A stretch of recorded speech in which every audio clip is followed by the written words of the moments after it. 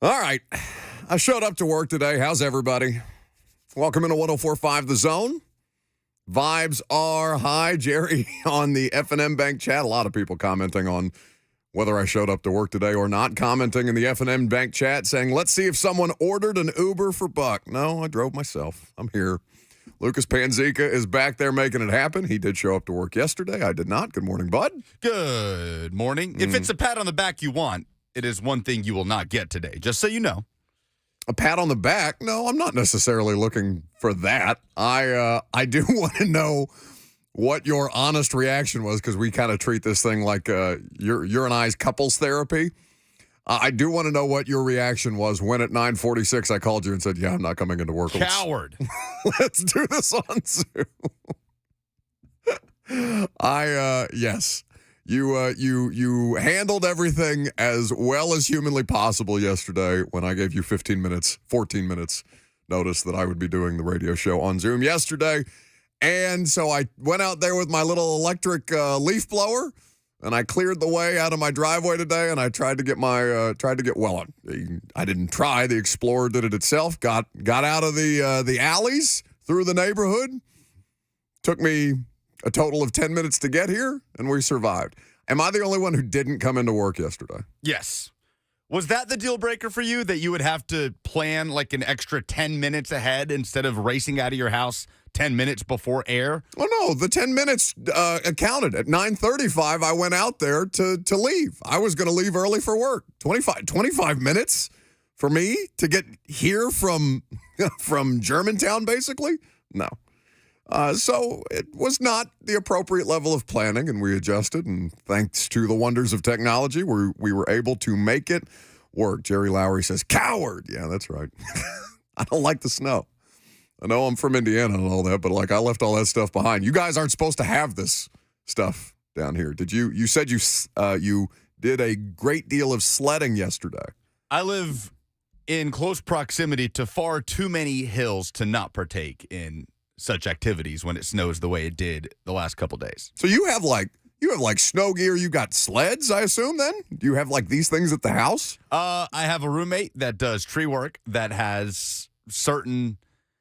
They're basically sleds. They are used in their company to drag brush, but they work very well as sleds. So yeah, I was outside for most of the day yesterday after getting off the air. Were you actually? I didn't leave my house. I do not mess with the cold, man. If there's one thing, but you're like that too. You're a warm weather person, and you were just out rolling around in it. No, I got to stay inside. Once this snow melts away, then I'll be over it. I'll be so over it and ready for spring and ready for sunshine. But no, when it snows the way it did the last couple of days, we don't get that very often. We got an entire winter's worth of snow in a 24-hour span. So going to enjoy it in some capacity. Several winters worth. I mean, 6 inches at my house. I struggle to think of maybe all but one time in almost 9 years living down here that they've had that much of a single evening, or I guess full day, because it kept snowing basically the whole time that we were on the air yesterday. I don't think it actually stopped until about 3:30 or 4. But yeah, so hopefully everybody's safe, everybody's warm, all these different kind of things. Dylan LaRocca says, Buck skipped to go to Mother's Ruin yesterday. The bars were packed. That I can confirm. The bars were packed everywhere. Everybody taking advantage of a snow day to, go inside and spiked hot chocolate and all those kind of things. So good stuff. Andrew M. says, 3 feet where I am. I've seen enough snow for years. The pictures of Buffalo yesterday, and the field was clear, and they, the elements held up for the game itself beyond just being bitterly cold. You and I went to Buffalo, all right? It was September. The weather was already starting to get cold for us, though people, were still running around in shorts and T-shirts when we were up there. I think it was week 2, right? Yes, it was a chilly night in September when the Titans went up there on Monday Night Football. Chilly for us, balmy for them. And even then, Lucas, week 2 in Buffalo, what is that, September the 18th, 19th? I'm looking around and how do people live in conditions like this? I would leave, first and foremost. I would find somewhere else to go other than Buffalo, New York, or Kansas City, Missouri. Kansas City might have the worst weather anywhere in the country. Tornadoes, just -30 wind chill. It's hot as all hell there in the summer. Like, there is no worse place, I think, of any NFL market weather-wise than Kansas City. Kansas City and Buffalo, would we say 1A and 1B? Maybe with Green Bay in there as well as the worst weather places to play in the National Football League? Green Bay's got to be up there. I mean, we got so lucky that it was just like aesthetically snowing when we were there. It was aesthetically snowing. It's a good way to put it. Last November. It was just very pretty, right? It was mid-November when the Titans went up there on Thursday Night Football, so people had already started to put up like Christmas decorations and things like that. And obviously Lambeau at night, it's a big deal. You got a little bit of snow just for the effect.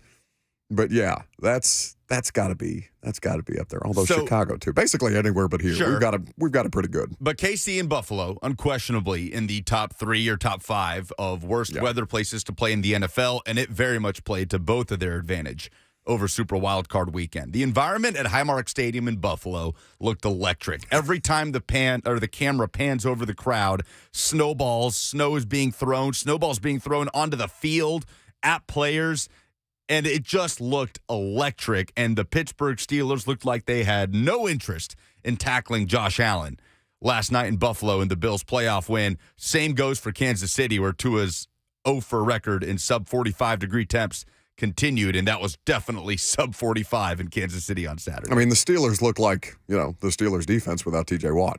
Right? You take the NFL's leading sack getter out of the defense, and everything that T.J. Watt provides, both from a disruption and disguise standpoint, with the way that they can move him around, drop him into coverage and things like that. Yeah, you're correct. Nobody wanted to tackle Josh Allen in the cold.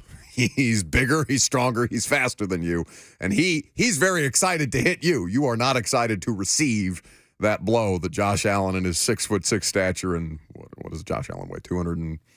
Probably 215, 230 pounds at least. Tackling just seemed to be like too much of an issue yesterday for multiple teams. Well, I sent it to the group last night during the Eagles-Bucks game, Lucas, because that's when it took place. They had a playoff Manning cast last night, and Ray Lewis was on with Peyton and Eli. And Ray, now they were in Tampa, so it's chilly for Tampa, but it's not the same level of atmosphere and elements that we're talking about in Buffalo and Kansas City and all these other cold weather places where football was played over the course of the last 3 days. But Ray Lewis on tackling last night on the Manning cast was really, really good. It's not in there? Well, it is. I'm assuming it was what you sent last night from the Twitter account of Doug Farrar. Yes. I'm blocked by Doug Farrar, so I will not be playing this audio. Why are you blocked? I'm shocked you're not. After the debacle that was, what did he say? He won our bracket that we did in March 2021 for the worst Titans takes of all time. Oh, that was fun. That was a good time. We should do that again. For what was it he said in the COVID year? That, didn't he want them disbanded? I think, he wanted the Titans season to end and fire Mike Vrabel. That's and right. The Titans shouldn't be allowed to play in any more games for the rest of the 2020 season. And he got eviscerated online. I'm not one to tweet things at these people. But you did. I think I might have liked a tweet, and he just went on a blocking spree, and I was part of the collateral. So I will not be playing the Ray Lewis audio that was tweeted by Doug Farrar. Okay. Because I can't. That's hilarious. So it's like Deion Sanders. I went at Deion when he couldn't name Kevin Byard, which, by the way, maybe easier to forget Kevin Byard's name after the performance last night by the Philadelphia secondary. I mean, I think it's entirely possible that Nick Sirianni, the two coaches in the NFC East, don't have jobs at some point this week. The vibes in Philly are odd. They're just weird. And, Dallas is Dallas. But Lucas, what's going on in Philly is just strange. Why? Okay, explain. Because you know they have a worse record since the trade deadline than the Titans. Well, that's what I'm trying to figure out. What led to this collapse? Because it was a monumental collapse. Who had a worse backstretch of the season, the Eagles or Jacksonville? I mean, push. They're both the Eagles, because they were 10-1. Exactly, 10-1, and on a win streak of, what was it, 5 games? You're coming off a win streak of having defeated the Dolphins, the Commanders, the Cowboys, the Chiefs, the Bills. The 49ers is what started this streak, this slide for the Eagles, 42-19, the loss to San Francisco in the first game of December. Since then, they've lost 6 of their last 7, an average margin of defeat of 15 points in those games. It's crazy. So, you've answered your own question. The defense just is non-existent. The secondary is old and slow. Kevin Byard, a part of the problem. Do you know the only difference between the Tennessee Titans and the Philadelphia Eagles this year? What's that? The Eagles played one more game. That's really the only difference between the way that this played out. Well, the Eagles have a far, far better roster. And they played one more game. And that roster, by the way, Jason Kelce is retiring. Not because he's bad at football, but because he's old and tired. Brandon Graham has been there for 14 seasons. He said he wants to come back for a victory tour. He's on an expiring contract. If I'm Howie Roseman, I'm saying you can do that. You can do so elsewhere. Fletcher Cox has been there for 15 years. Lane Johnson has been there for 12 or 13 years. Still playing at a high level, but like the Eagles, while yes, they do have a good roster or a better roster, it amounted to playing in one more game, losing that game, and having just as many questions and arguably getting ready to go through the same thing that the Tennessee Titans went through. They notably did not have A.J. Brown last night. That seemed to impact the way that they were able to move their offense. I don't know what to make of Jalen Hurts. Jalen Hurts, that safety in the third quarter is as bad a football decision as I've seen any quarterback make this season. Horrible. And Jason Kelce reportedly hanging it up. And Tom Pelissero is reporting that 2 Indianapolis Colts defensive backs have been suspended for gambling. Lucas, 2 sentences ago, I'm sitting in front of you. If I was on Zoom and you just let me monologue because you're pissed at me and checked out, I get that. But I'm sitting right in front of you. I don't believe you. God. Trippin' Titan says of the Colts news. Is that true? No, it's a joke. Unbelievable. So there's some reporting on ESPN.com about Sirianni's inability to manage all of this, which is what makes it seem more likely that Philadelphia is looking for a coach in the immediate future or the next couple of days. Mike McCarthy is still currently the head coach of the Dallas Cowboys. He is under contract there one more year. Jerry Jones apparently did his local radio interview today. There is an entire transcript of that local radio interview available on ProFootballTalk.com.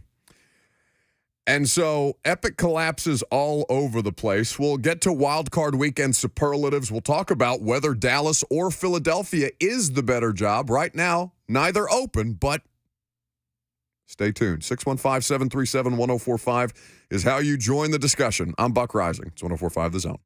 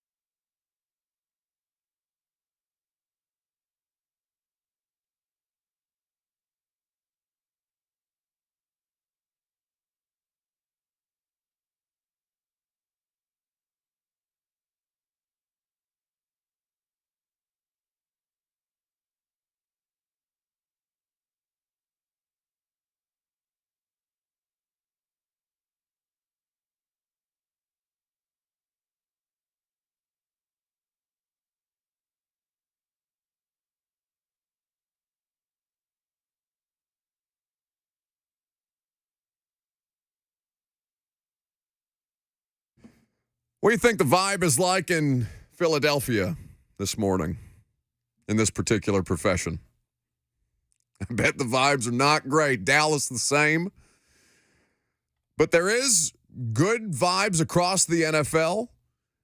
We'll do some wild card weekend superlatives here in just a second. 615-737-1045 is how you jump in. Lucas, is there somebody on line one for me to take? Or is that just, you want to roll the dice? Up to you. Uh-oh. Well, before we get into those wild card weekend superlatives, let's go ahead and take a call. What's up? Hello? Hello. Hey, that's crazy. What up, man? It's Titan Jones. How we living? Man, living good. So listen, I got a conspiracy theory, and I know y'all going to be like, man, you don't know what you're talking about. So listen, it's been a struggle with Mike Vrabel wanting to take over. He wanted to draft who he wanted. He wanted to get in free agency who he wanted. So I'm thinking about this. I feel like he probably was sabotaging the Titans. You telling me 1 week Kyle Phillips had 4 clutch first down catches on third down, was Will Levis' go-to guy, and the next week we don't see him because you downgrade him and you just randomly promote somebody to the practice squad. You got Traylon Burks running clear-out routes. You got 1 week we seen the right tackle we drafted in the second round, Dylan right now shut down you know who I'm trying to say, Joey Bosa. Next week we see him playing guard. We don't see him play. My thing is, I feel like his whole career as a Titans he was trying to sabotage everybody we drafted just to show Amy that he should take over because I'm hanging up and I'm just going to listen. Okay. Well, like you said, it's a conspiracy theory. So I'm going to go ahead and agree with you there. That is the first that I've heard of that conspiracy theory. So it may just be your conspiracy theory.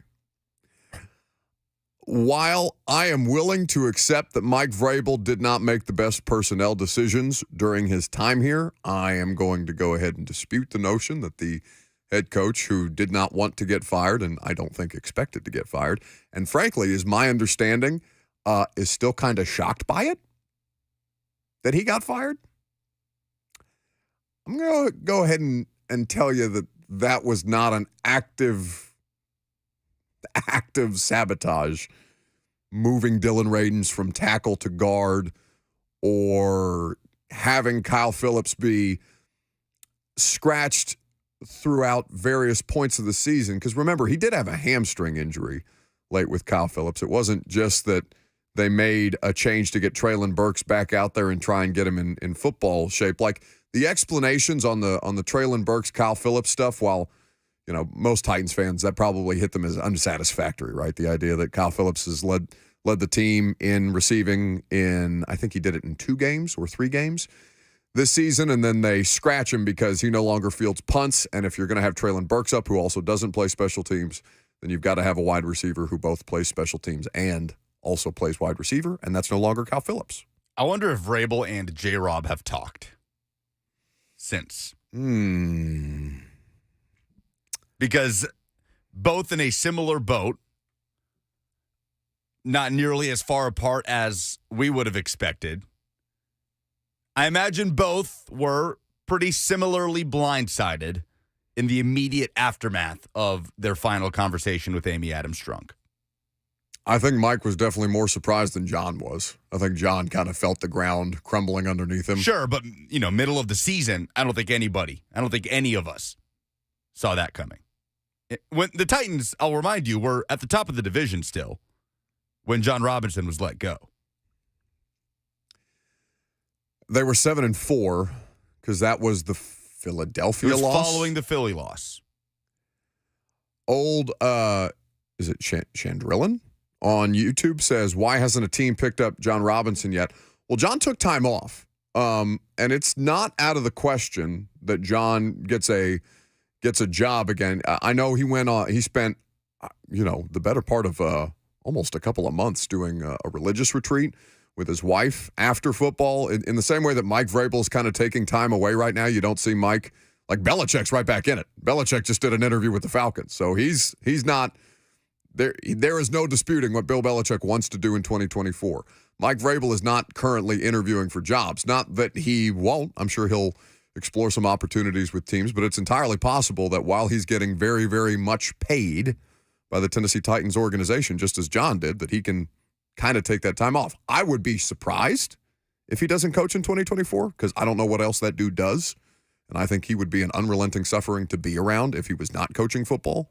I would feel bad for everybody who had to deal with him while he was trying to take time away.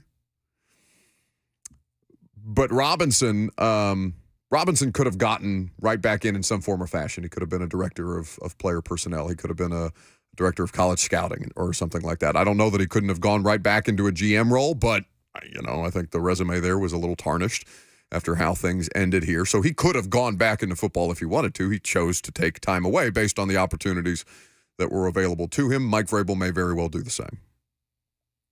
But I don't know the answer to that question if they've talked. John hadn't done anything.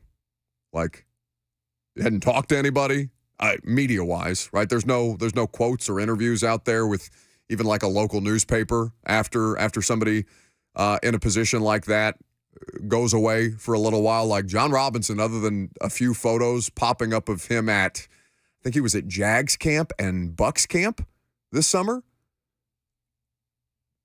it's been radio silence from John Robinson. And Mike Vrabel, who everything was very, very loud around all season long, basically, has been radio silent during this, a week? We're a week removed from him getting canned? Yes, today is a week. In an hour, it will have been a full calendar week. And by the way, that's on the advice of his agent. Basically, stay low, go play some golf, and don't look at social media for a hot minute, which of course he's not going to do because Mike Vrabel's social media habits are worse than mine are. So I think that there's a lot of this stuff that people are willing to entertain conspiracy theory-wise. I know the chat, which is not the place to go for logic and reason, though I love all of you very much. The F&M Bank chat, where you can live stream the show on Facebook, YouTube, Twitter, and Twitch, is all aboard on the conspiracy theory train. James Fields on YouTube says, LOL, Vrabel wasn't blindsided. He knew exactly what he was doing and screwed the Titans and got paid. So kind of like a Jimbo Fisher thing, kind of like, I dare you to fire me. Go ahead. I promise you, Mike's payout is not what Jimbo's was. It's good. It's decent. The Titans organization very, very much hopes that dude gets a job so they can offset the millions upon millions of dollars on a contract extension he got less than 2 years ago. They would love for both of those dudes to get a job so they wouldn't just have to pay them to do whatever they're doing. But the Jimbo, I'd be willing to hear that out a little bit for, what did it end up being? $85 million is what the payout was, the buyout was. Mike's was not quite that. Speaking of payouts, as we await potential buyouts for Mike McCarthy and Nick Sirianni in Dallas and Philly, respectively, no moves have been made after their playoff exits. We have a final 8 in the NFL playoffs. Divisional round starts on Saturday. Texans at Ravens, Packers at Niners, Bucks at Lions on Sunday, Chiefs at the Bills on Sunday night. So let's do some super wild card weekend superlatives. Okay, Buck. Lay it out for me. Or lay it out for the audience. How do you want to do this? From this weekend, the most impressive win on Super Wild Card Weekend. The most impressive win of Super Wild Card Weekend was the Packers. The Packers putting 48 on the Dallas Cowboys, doing it on the road, doing it with Jordan Love. Now, that's the one game. Well, I guess Detroit wasn't played in the elements. That's the one game, though, that was as sanitized as humanly possible in the Dome at Jerry World, so not a ton to account for. I guess Texans played inside as well. Where the Cowboys have not lost all season. Yeah, that's what makes it more impressive. I think it's been the streak dates back to last year, the last time Dallas lost in Jerry World prior to this Super Wild Card Weekend, which is what makes the McCarthy thing seem all the more imminent. But Green Bay had the most impressive win of Super Wild Card Weekend. I would give second place to the Texans. Most embarrassing. Philadelphia. Lucas, they didn't have a third down conversion. 32-9, the final in Tampa. Miami, I never expected them to go to KC in the elements like that and win a game. Putting up more points than they did, maybe that's fair to expect, but The Dolphins roster has been just brutalized by injury, and it was never really something that I expected. How many third down attempts do you think Philadelphia had yesterday? 11, 12, any normal amount. Go lower. They had 9. 0 for 9 on third down. 0 for 9. They thought they had a third down conversion at the end of the game when it was already out of hand. I think it was Dalton Schultz? No, excuse me, Dalton Goddard. Schultz is a Houston Texan. Goddard. Yeah, I don't know why I mix those two up all the time.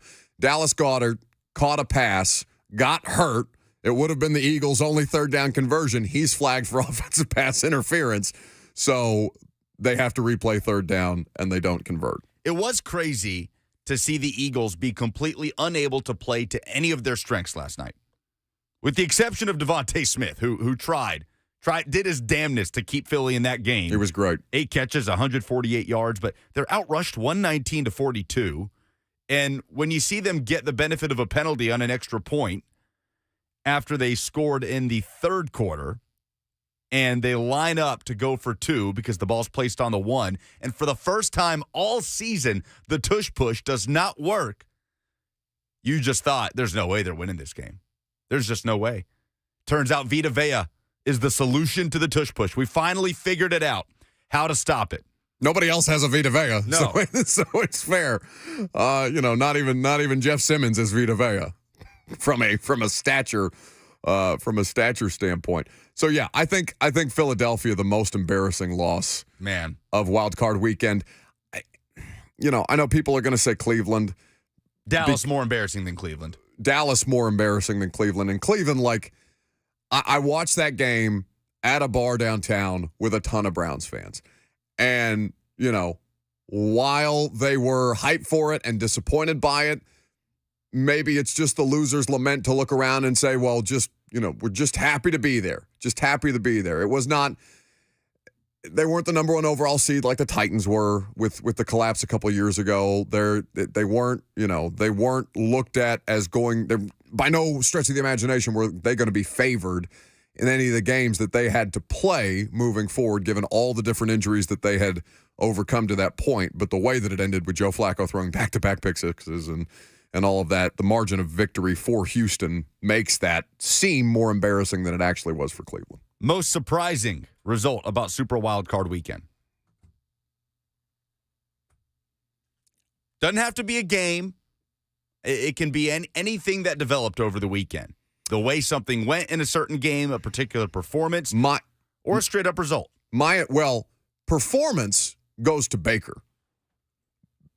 My initial reaction was to say Houston because everybody in the world, as you said, had the upset of Tampa over Philadelphia, given the way that things had gone for Philadelphia down the stretch of the back half of the season. Baker Mayfield, though, individually, the stat line for Baker, 22 of 36, 337, 3 touchdowns, and Mike Evans dropped one. Just straight dropped a deep bomb that should have been a 4th Baker Mayfield touchdown. In that game, he had a rating of 119.8. We talked about the Bucs as being the worst team in football prior to the season started. We talked about them having the worst quarterback competition in football between Baker Mayfield and Kyle Trask. Baker Mayfield is about to make himself upwards of, somebody's going to pay Baker $30+ million a year. If it's not Tampa, it's going to be somebody. Tampa has him on the cheap because they just needed a cheap quarterback, and Baker has made the most out of it. Dave Canales, their offensive coordinator there, deserves a ton of credit too. He was with Geno Smith last year as his quarterback's coach. He's been in the league a long time, was with the Seahawks for a long time. At some point, I'm sure if that dude continues to trend in the right direction, we're going to be talking about him as the next Ben Johnson type of thing, because what they've done in Tampa Bay this year was phenomenal. The Tampa result was not surprising. Baker was the most surprising performance of Wild Card Weekend. I'd still go with the Texans' offense against the Browns' defense that had the best mark in the NFL, allowing 270 yards per game, and the Texans hanging 356 on them. And I know they had the benefit of back-to-back pick sixes. It was hard to watch the collapse of Joe Flacco over the weekend after an electric backstretch of the season. Baker Mayfield is who everybody wanted Joe Flacco to be. But C.J. Stroud, 3 touchdowns, and the Texans, 16 of 21. Texans were just getting whatever they wanted, and Bobby Slowick took Jim Schwartz to town with the Texans passing game. That's the other thing.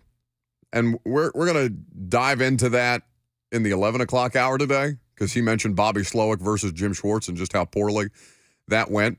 I mentioned during the show yesterday, if a team hires Ben Johnson, do they also get the Detroit Lions offensive line?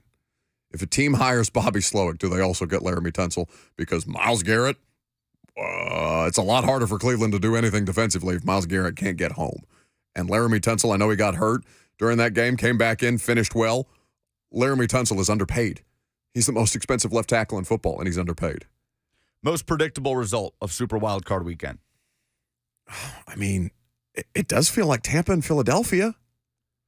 Nobody picked Philly. Yeah, it was the hottest upset pick of the weekend, and nobody picked Philly. I mean, I guess Kansas City over Miami, but the Chiefs, you just don't trust them.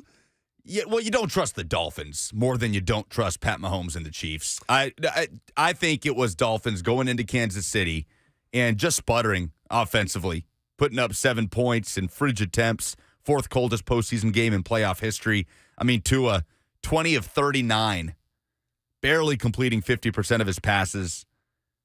That to me was the most predictable. No way Miami walks into Arrowhead with their record against teams with winning records this season in that setting with Tua and his history in those type of games and pull out a win. There's just no way. And that kind of turned out as well. The Chiefs just held him at arm's length from start to finish. Nobody picked Pittsburgh over Buffalo.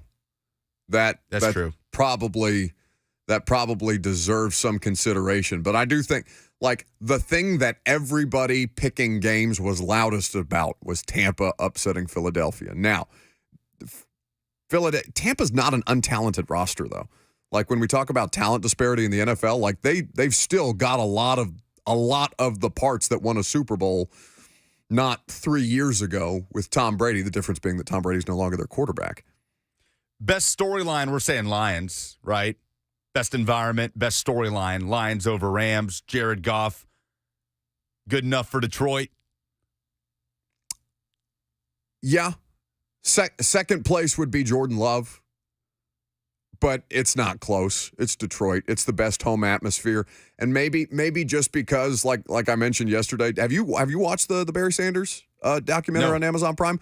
It was Sunday without football or without, like, a day worth of working a football game and all that kind of stuff. I watched. I was just looking for things to watch on Amazon Prime because I got charged for it. I was like, oh, I really don't ever watch anything on here but Thursday Night Football. I should probably pick something that's being produced by Amazon to get my money's worth. And the Barry Sanders thing was there. And to see, like, all the different how much Lions fans have cared for so long and how miserable they have been in ways that really doesn't even Browns fans don't even touch how miserable the Lions have been, where entire lifetimes have been lived, like Lucas's and mine, without seeing the Detroit Lions win a playoff game. The first playoff game played at Ford Field. So, yeah, it's Jared Goff. It's the Detroit Lions. They're the best story in football right now. What in sports made you say, oh, no, this weekend? There's a lot of good nominees. We just talked about some of them. If you have the best one, you could call in 615-737-1045. Lucas and I will do ours next.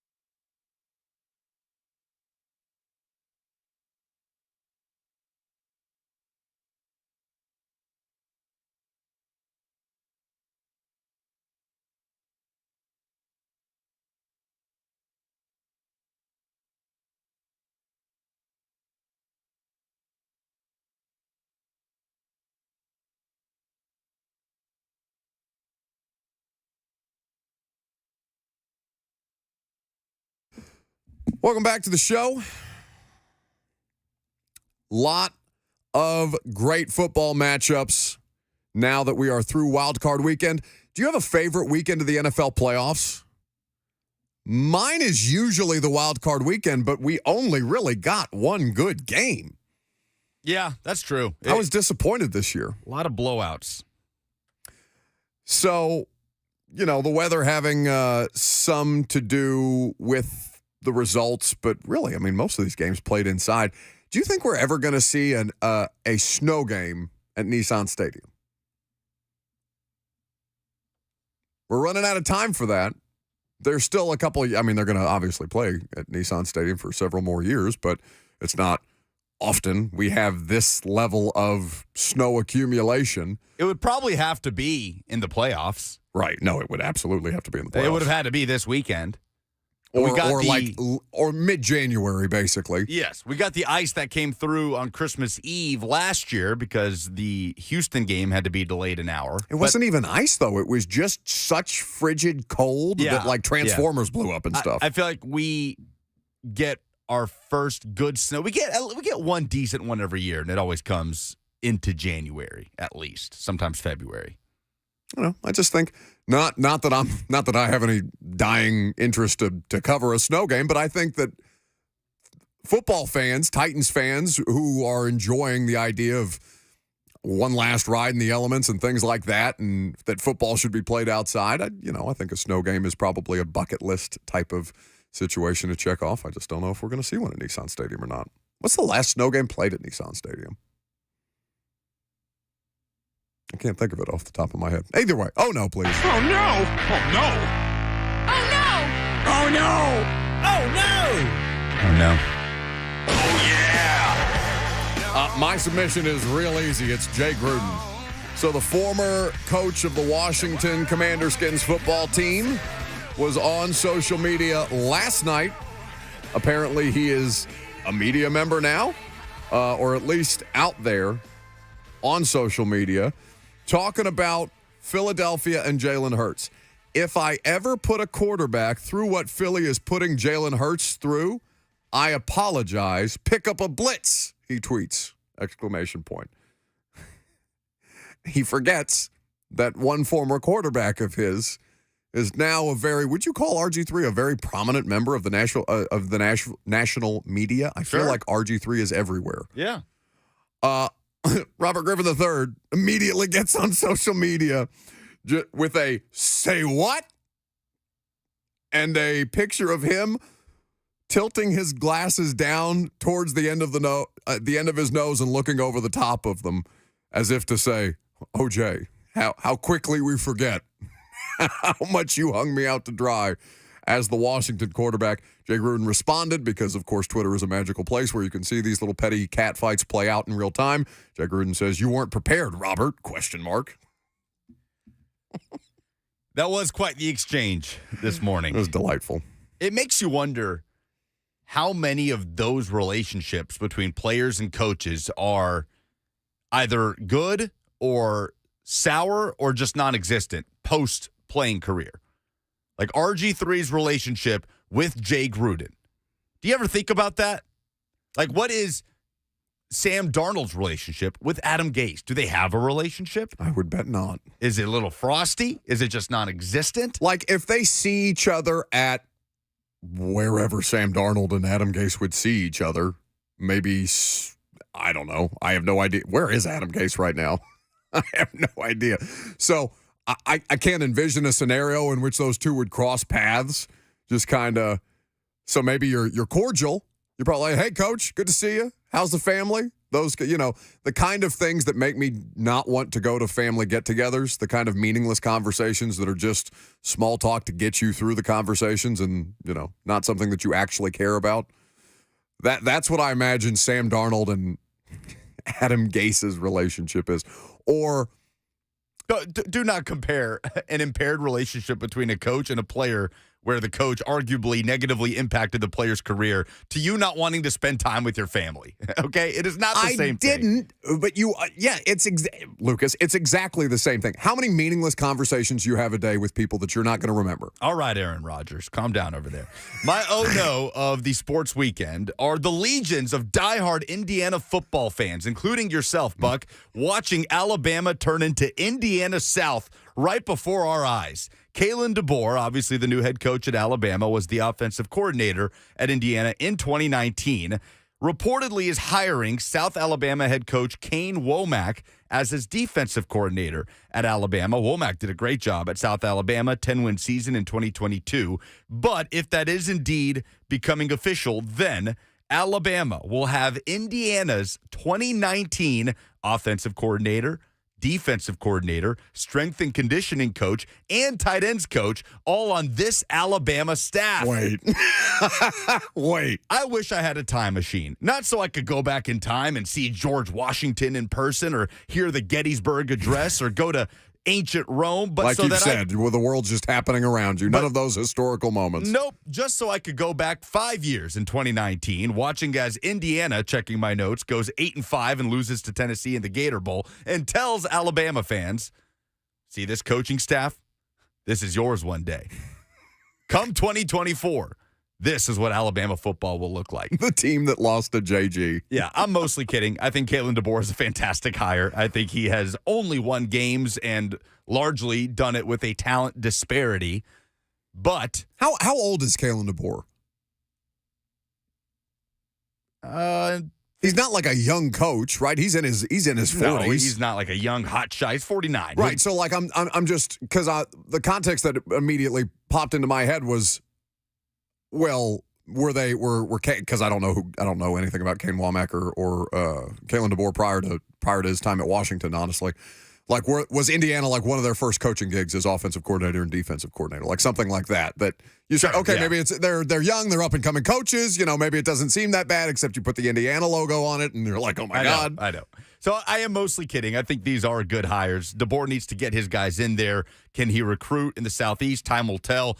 That was a question mark about Nick Saban coming down from Michigan State when he got hired at LSU. That worked out pretty well. It's just going to be so fascinating to watch Alabama fans adjust to whatever the new standard is. We have no idea what that's going to look like. It's just not going to be the standard of the greatest coach who ever lived in college football. So how Bama fans respond to that, including an entire generation of Alabama fans that only know competing for national titles, to me is going to be the most interesting part of this whole experiment. That is a pretty big oh no, though, if you're a Bama fan.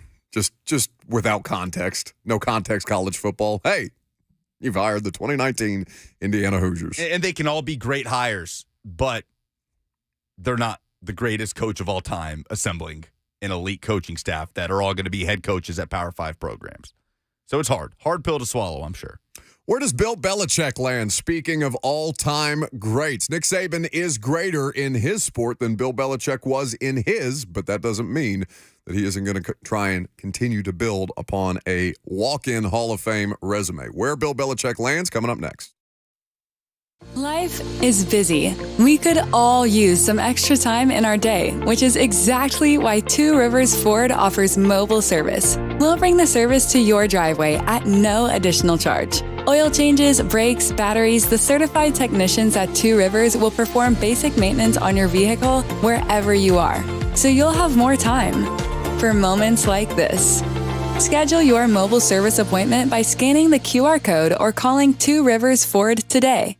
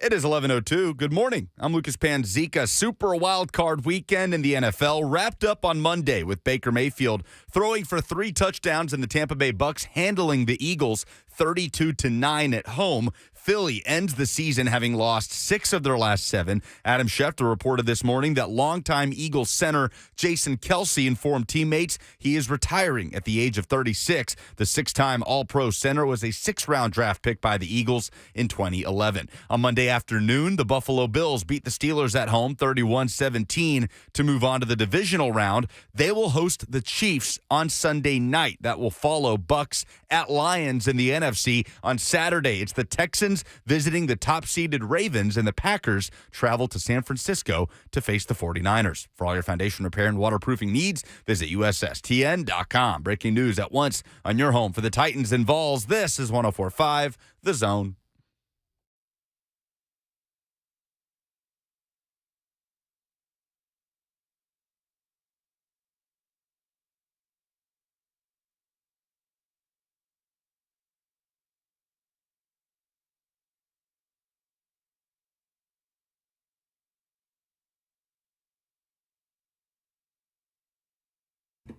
Second hour underway.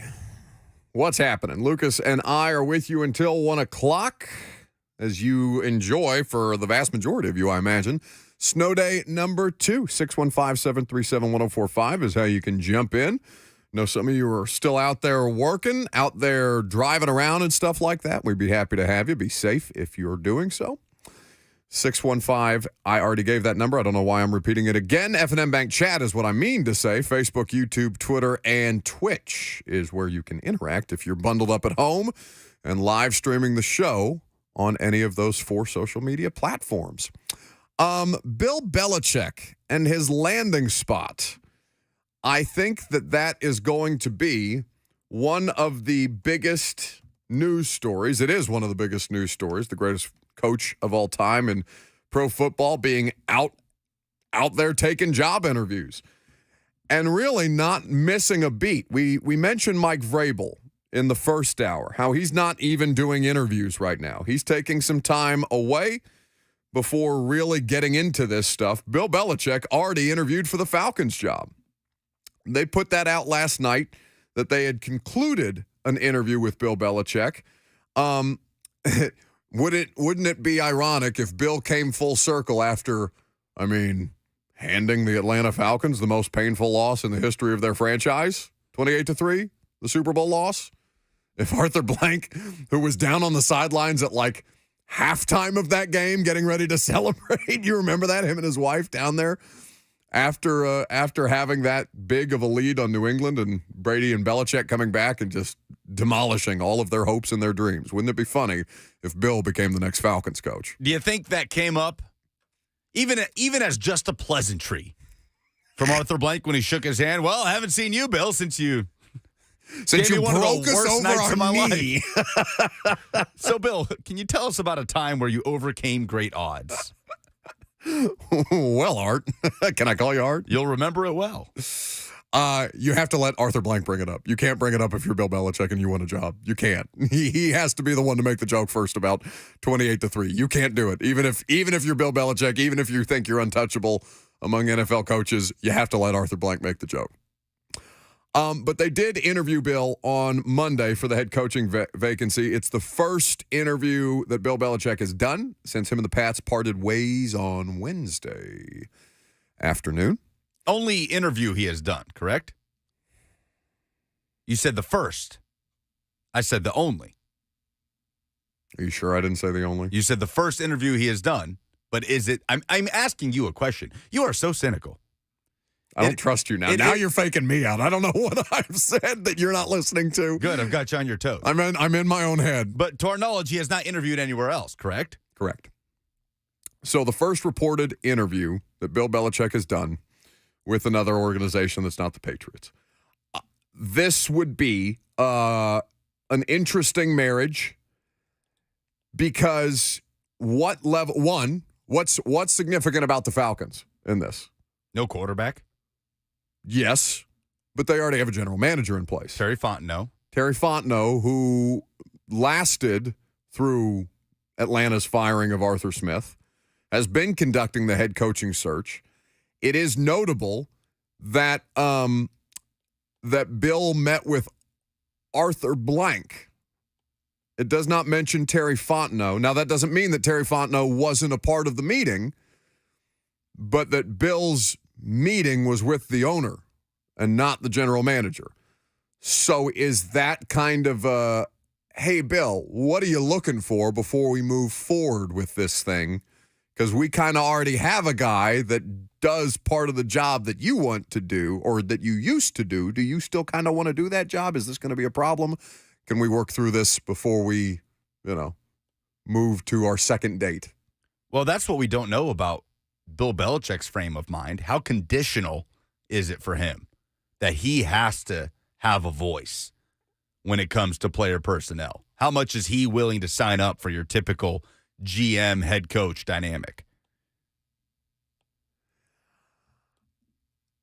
The extent of the meetings with Robert Kraft, again, I don't know what was said between those two. It could have it seemed like it was inevitable that Bill Belichick was no longer going to be the Patriots coach, though the longer that it played out, the more likely that you thought, okay, maybe there's a chance that he goes back if he's willing to kind of change some things up here. And there were reports about, would John Robinson go back in as the general manager? And there was reports of Josh McDaniels being somebody that he wanted to bring back as an offensive coordinator under Belichick if he was to stay. Like, that stuff started to get out there. But we don't know the answer to that question. Arthur Blank may be the only person in the country right now who does know the answer to that question, given that he's the only interview that Belichick has done. Now, here's the thing, okay? Because there's still 7 job openings, including this one. Somebody, BF in the F&M Bank chat says, if we don't interview Bill, we are a stupid organization. They don't have to request to interview Belichick, so they can conduct an interview with Bill Belichick without requesting him the way that you've seen reports of those requests. They can just do it, and you can find out afterwards. But if they don't even interview Bill Belichick, is that a mark against them? Do you think they will? No. I don't know for certain that they won't. But, well, first, there's the report from Diana that said they had at that time, last week, I think that was Thursday. What day was she on the radio show? Thursday or Friday? Thursday. So Thursday, before she came on, she tweeted out that the Titans had no plans to contact Bill Belichick or Jim Harbaugh. And I immediately said, well, yeah, of course not. They want somebody they can manage, they can control. That is not Bill Belichick or Jim Harbaugh at this stages of their respective careers. It doesn't matter whether you want him or not. If you don't interview him, if you don't interview the greatest head coach in the history of professional football, how can I take you seriously? Is that too extreme? Like, I'm hesitant on my own position on that because, like, I'm not advocating for Bill Belichick here. But there's something in me that says, if you don't even talk to that dude, that does not seem like the most thorough search humanly possible that you can conduct. Well, you made this point either yesterday or at some point last week in the way that franchises, like we elect presidents, right, tend to move away, tend to go for the opposite of what they just had, especially when things soured the way they did, seemingly, off the field between Vrabel and the Titans. Sure. They got butthurt at each other and everybody broke up. Are they going to just completely steer away from that Bill Belichick mold of coaches that Mike Vrabel seems to kind of fall under? Are they? It seems so. Should they? I don't think that's a good enough excuse. Just because this situation went badly, that means that you're not even going to have a conversation. I'm trying to know how seriously I should take Amy Adams-Strunk is basically what this boils down to. Because there's just a lot of stuff that I, to be completely honest with you, that I don't respect about the way that she's gone about this. And it's not just because boo-hoo, poor media guy, she won't get up there in front of us and take questions. Although that is a part of it. Like, I think if you're going to be an owner of a multi-billion-dollar industry, you ought to be able to take some questions from a bunch of pissant reporters the way that we are. Like, it's not that deep. But I get she doesn't have to. There were about 10 owners out of 32 that had some kind of meeting, whether it was because they fired somebody or whatever the case may be, Jerry Jones or the like, that had conversations with their local media. But I just want to know how seriously I'm going to take her on this thing if she's going to say, well, in her hostage video, that it doesn't have to be a coach with an offensive background. Okay, well, that's not Bill Belichick. And that it's going to be an exhaustive search, and it's about the staff that these people are going to put together. So it's not just about the coach. It's about the sum of the parts. To not even interview him just seems kind of crazy to me. But it's not like, I mean, this is the first one he's done. I don't know how many of the 7 are going to interview him. Even if you've got it set in your head that that's not the kind of coach that you want, should you have anything set in your head at this point in time? Or should you be as open as humanly possible to the field? I don't think I'd have as big an issue as you seem to with it. I don't think this fan base, and I want to say this so carefully because it feels almost blasphemous to say he's the greatest coach of all time. Mm-hmm. I don't think this fan base would be inspired by a Bill Belichick hire. No, Lucas, I don't think they would either. I don't think, going down the list, I don't know how many would. Truly. But that's not my point. My point is conduct the most exhaustive search. Talk to everybody. The greatest coach in the history of the sport is out there. And you're just doing Zoom interviews. You can't talk to these people in person. It's going to kill you. And I don't, 71-year-old Bill Belichick, I don't know how easy it is to get him on a Zoom or something like that. Like that may be a thing. He's done enough of them, but maybe he's had people set him up. Maybe the dog can set it up for him, right? The dog that drafted, which in retrospect looks hilarious. The fact that the dog is running these drafts or the visual of that. My point is, I don't think he's a good fit here either. Based on what they're telling us and based on what the fan base wants. I'm not saying Bill Belichick's a good fit. I'm saying talk to him. They're casting a wide net. They've requested a lot of candidates to interview. And if they feel like Bill Belichick does not fit the mold of what they're looking for in their next head coach, I have no problem with not even sitting down with him. Because I'm telling you right now what the reaction would be here, the calls that we would get. Do not bring Bill Belichick here. Do not hire Bill Belichick to maximize what you have in a young quarterback in Will Levis. That's fine. People can piss and moan about whatever they want to. It's an interview. It's not hiring him.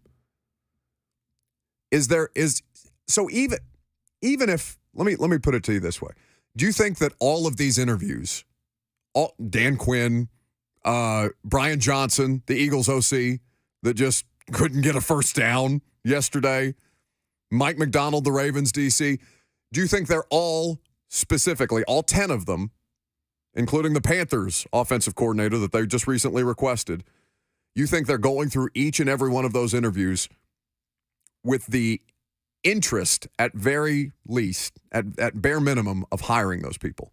Or do you think that there is something in these search firm processes that a lot of these teams contract out, including whatever process that Amy Adams-Strunk and Rand Carthon have devised for themselves, that it's not just about learning stuff as well, seeing what you can learn about these other people that can be beneficial to you as an organization? Yeah, because there's so much to learn about these guys. You got to vet these guys. We don't have a sample size for who these guys are as head coaches. Sure. Like we do for Bill Belichick, and as of late, not a good one, especially on the offensive side of the ball, which very clearly is a huge, huge, huge factor in this. What is Bill Belichick's hit rate in recent years on offensive coaching staff? I don't think the guy forgot how to coach, and he's got the greatest resume of any. He's 15 wins away from breaking Don Shula's all-time win record. He's still a good coach. He's just he's right. a bad general manager, and I mean that in a more literal sense than even the job GM connotes. Like all of it. Bill Belichick is revolutionary because he did all of it for so long, and Brady let him, basically. Brady allowed him that cushion to be able to do this kind of stuff. I'm not advocating to hire the guy. I'm saying you need to talk to him. You have to have a conversation with Bill Belichick if he's out there. That's insane to me. But right now they have no plans to. 615-737-1045 is the number. Sean in the F&M Bank chat says, I think Buck is passive-aggressive because she doesn't do interviews with media. No, I'm aggressive with that. I don't have a lot of respect for that. I really don't. That's not passive-aggressive. I've told you my level of displeasure with that. That absolutely is a part of that discussion to me. There's nothing passive about that. How did Wild Card Weekend impact Titans coaching candidates who have been interviewed and people who they have requested? We'll talk about it next.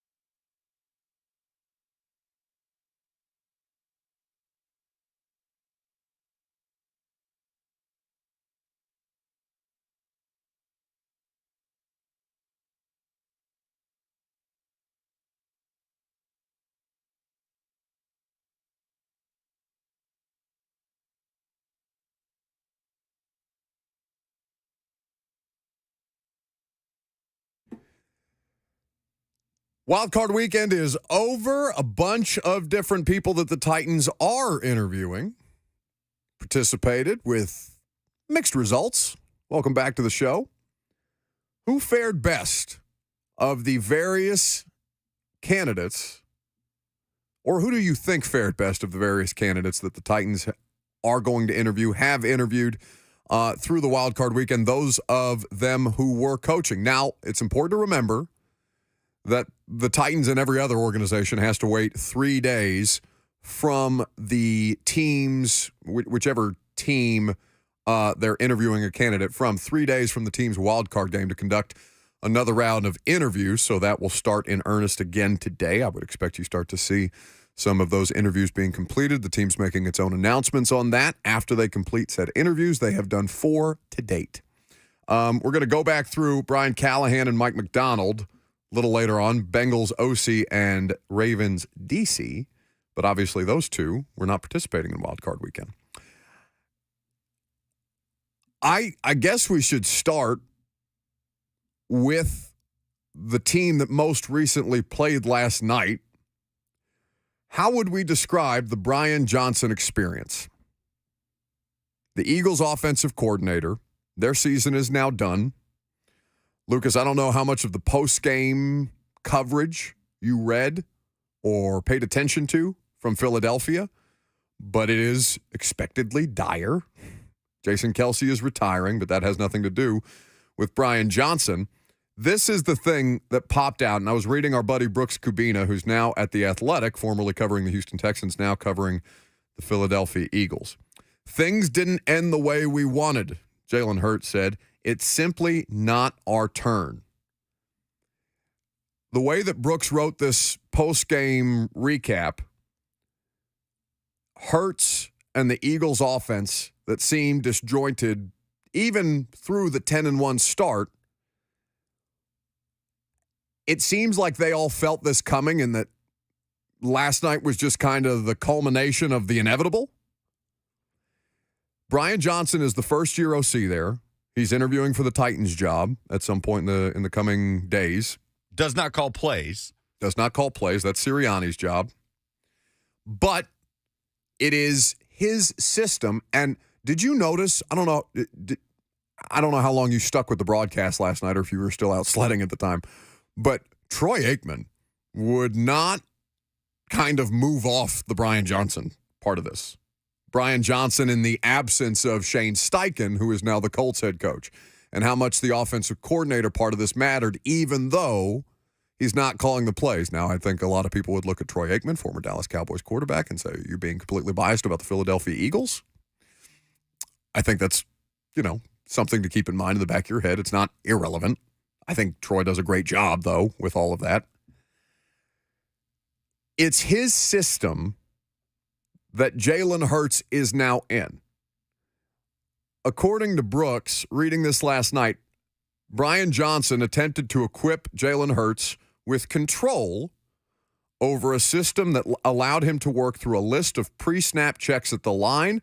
And although there were several moments in 2023 in which Hurts thrived, the former MVP candidate regressed late in the season as communication errors and frequent struggles to handle the blitz persisted, including last night.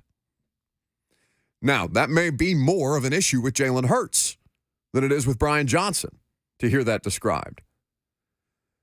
But at a certain point, it is your job as a coach to adjust. Now, Brian Johnson, again, first year doing this job. He's been in coaching for a while. He's still pretty young. He's in his late 30s. He was Hurts' quarterback coach for the last 2 seasons prior to 2023.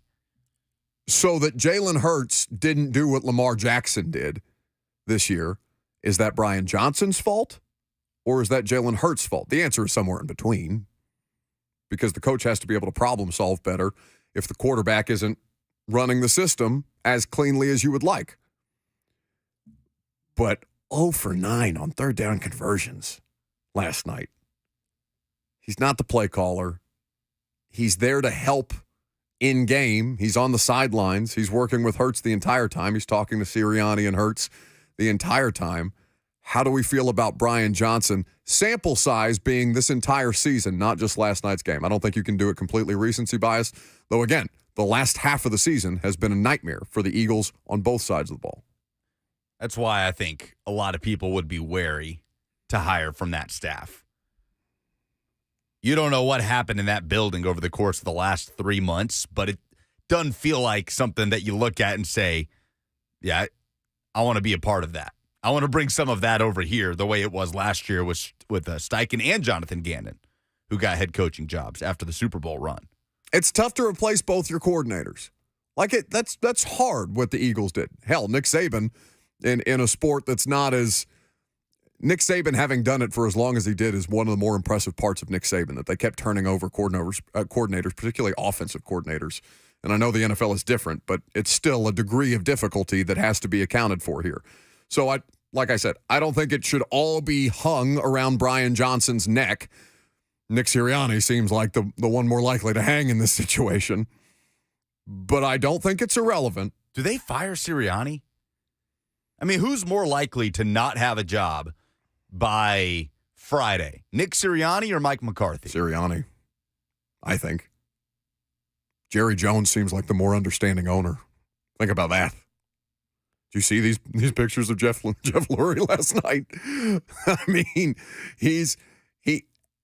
they fired Doug Peterson how many seasons after they built a statue to him out front? This is a man that won the Super Bowl. Sirianni got there. He didn't win it, though.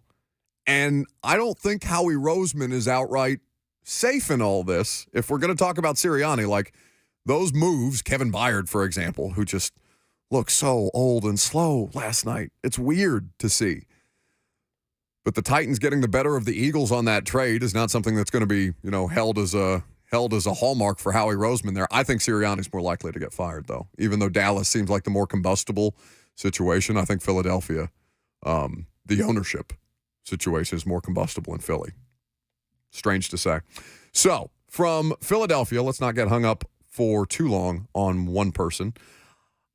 Let's take a look at Detroit. Ben Johnson. Now, Ben Johnson's going to interview everywhere. The Commanders seem hell-bent on him for what it's worth. Adam Peters, who is regarded as the best as the best executive since who?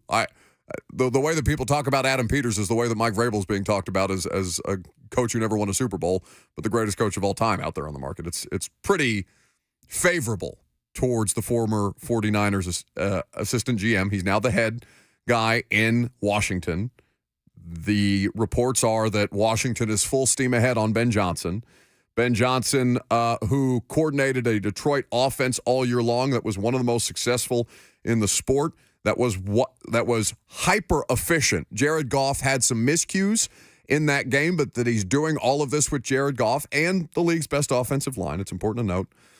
I think the most underrated running back duo in the NFL. We don't talk at all about David Montgomery and Jahmyr Gibbs. We don't talk about Montgomery. You're right. We talk a ton about Gibbs just because he's a first-round running back, and I think people are still kind of on the Lions about that. But you're right. We don't talk nearly enough about David Montgomery. But the way they rotate those guys in has been so effective this season, and so much of that has to do with the offensive line. It feels like Jared Goff is a completely different quarterback, largely because of what he has in front of him.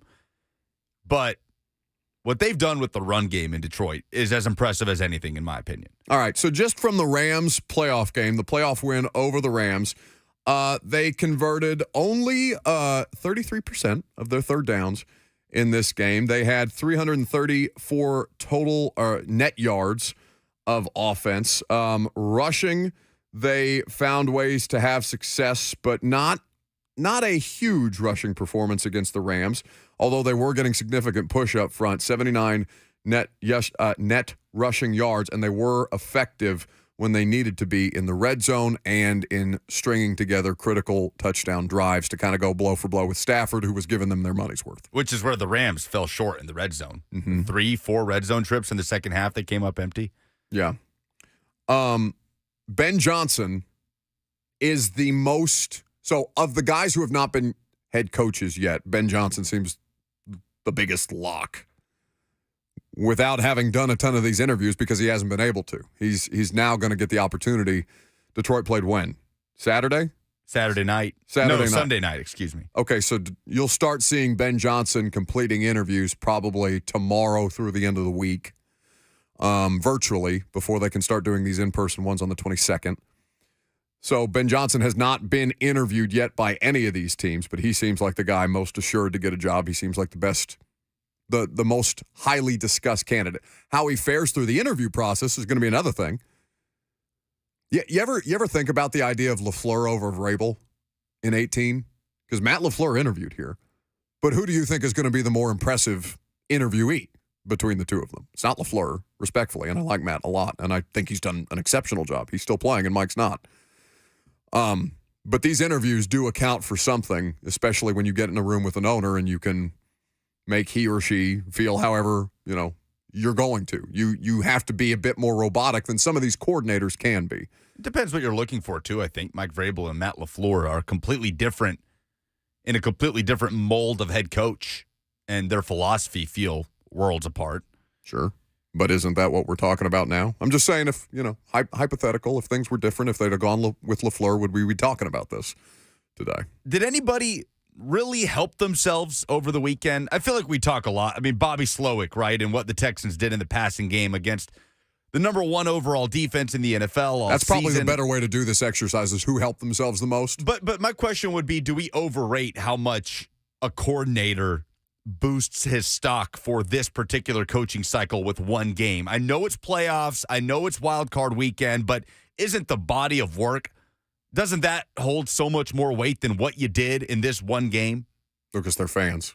They're fans just like you and me and everybody listening. They are recency. They have people to couch them against this stuff and to bring up body of work and stuff like that. But Amy Adams Strunk got really upset, visibly upset, because what happened to the Tennessee Titans? They lost to the Houston Oilers. That's one game. That's one game with a bunch of different results, compiling and stuff stewing and stuff like that. But do not discount recency bias among NFL owners here. So should giving up 48 points to the Packers, the 41, I suppose, there was a defensive touchdown, and a blowout loss at home for the Cowboys defense totally sour you on Dan Quinn? Does that remove everything Dan Quinn has done, his body of work as a head coach, reaching the Super Bowl as the head coach of the Falcons, is undone by one game, one performance against Green Bay? No, but it's a huge black mark. And this, what is the thing that the cliche that gets brought up with the NFL most often, other than not for long? What have you done for me lately?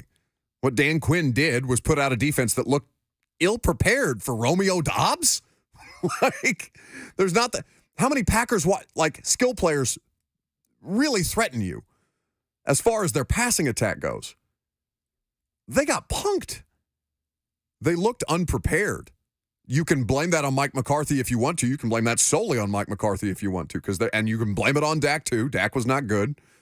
So there's a lot of different things that compound that. But Dan Quinn's defense got dragged. So did Jim Schwartz's. But you factor that in, and an owner is going to look around and be like, well, what? So how would you have done things differently? Or what went most wrong? That's the first question that's going to come up because he just got 48 hung on him by Jordan Love.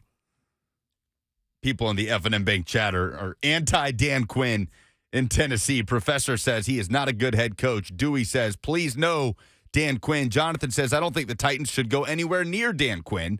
They have requested to interview him. Yeah. We're talking about all these people because they have been requested to interview by the Titans. So, Dan Quinn is not a bad head coach, by the way. Dan Quinn is beloved by players. There are things that Dan Quinn does very, very well as a head coach that don't necessarily apply to the job of defensive coordinator, even though that's what Dan Quinn has been doing in a couple of different spots since he's been a head coach in Atlanta. It sputtered in Atlanta. I mean, he had really a 2-year run of the Super Bowl appearance and NFC Championship game appearance, and from there, 7-9, 7-9, 0-5 before he was fired in 2020. Oh, yeah. Kyle Shanahan left. Kyle Shanahan, who's regarded as one of the smartest offensive coaches in football, left him high and dry. I'm not saying that you don't need to have good coordinators with Dan Quinn, but you need to have good coordinators with whoever you're going to hire. So then, Slowick is the last one on the list here of guys that were coaching. Slowick is the person who, if recency bias is going to be a tool here, helped himself the most because of who he did it against and how foolish that particular defensive coordinator made this franchise look earlier in the year. Bobby Slowick should probably be viewed pre everybody completing a Zoom interview. Bobby Slowick should be viewed as the favorite here. Because of the connection with Rand and the Niners. Absolutely. Doesn't mean that can't change after they conduct the Zoom interviews. Doesn't mean that can't change after they conduct the in-person interviews and things like that. But Bobby Slowick, because of his connections, because of what he's been able to accomplish this year, I understand that C.J. Stroud is a revelation and Laramie Tunsil is the best left tackle in football. Bobby Slowick has made good things happen there, even if some of his philosophical approaches this year in Houston, where they are the second most on a fresh set of downs, they are the second, or they're the team that has run the second most run pass with a fresh set of downs of any team in the league. I have an irrational reason to be wary of Bobby Slowick. Okay.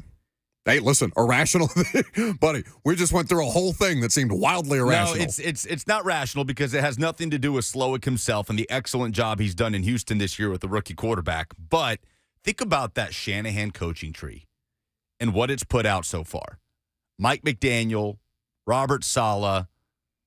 I mean, who else? Who am I missing here? From Shanahan? From the Shanahan coaching tree. LaFleur? Right. McVay? Who's the Vikings head coach? O'Connell? O'Connell. That's right. Stefanski's part of that too? I don't know if Stefanski ever worked under Shanahan. The point is, hit after hit after hit after hit, right?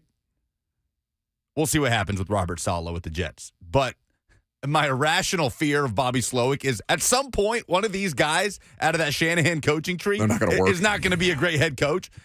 And I don't know how many you can get in a row before we find out who that person is. And Slowick's just next one on that list, and he's done a great job this year, and it's not a fair reason to not want to hire Bobby Slowick. But it's just something I think about. 615-737-1045 is how you jump in. A massive name in the world of Power 5 football is getting ready to replace a legendary athletic director. We'll tell you what's going on with that coming up next.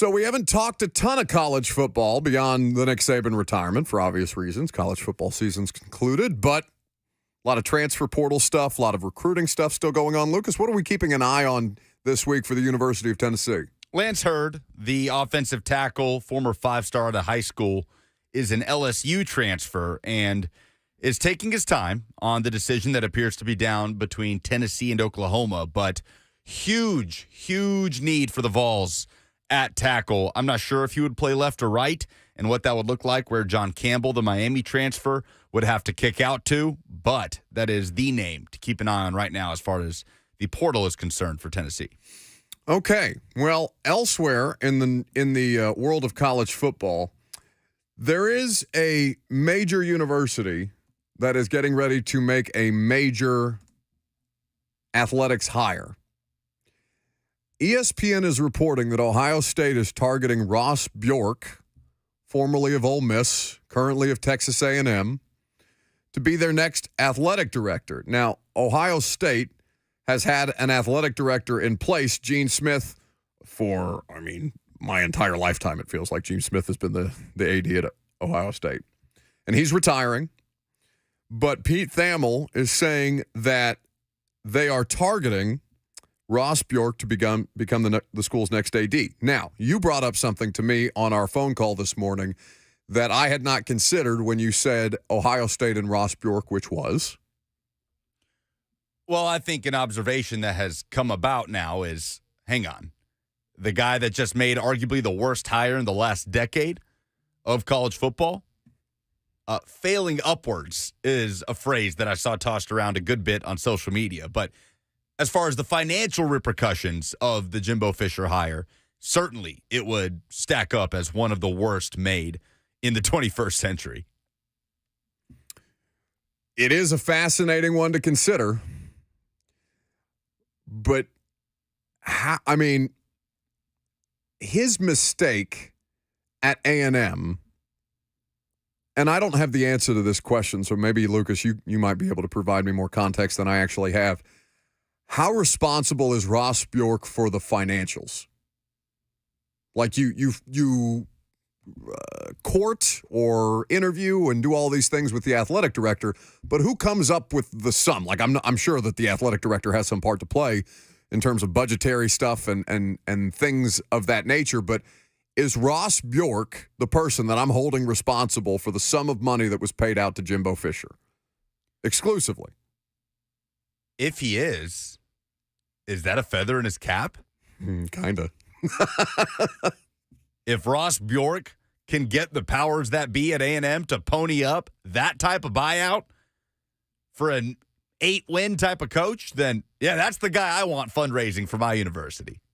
It's not something to not consider or to leave out of the discussion. Again, that's context that I don't have, that I'm not privy to.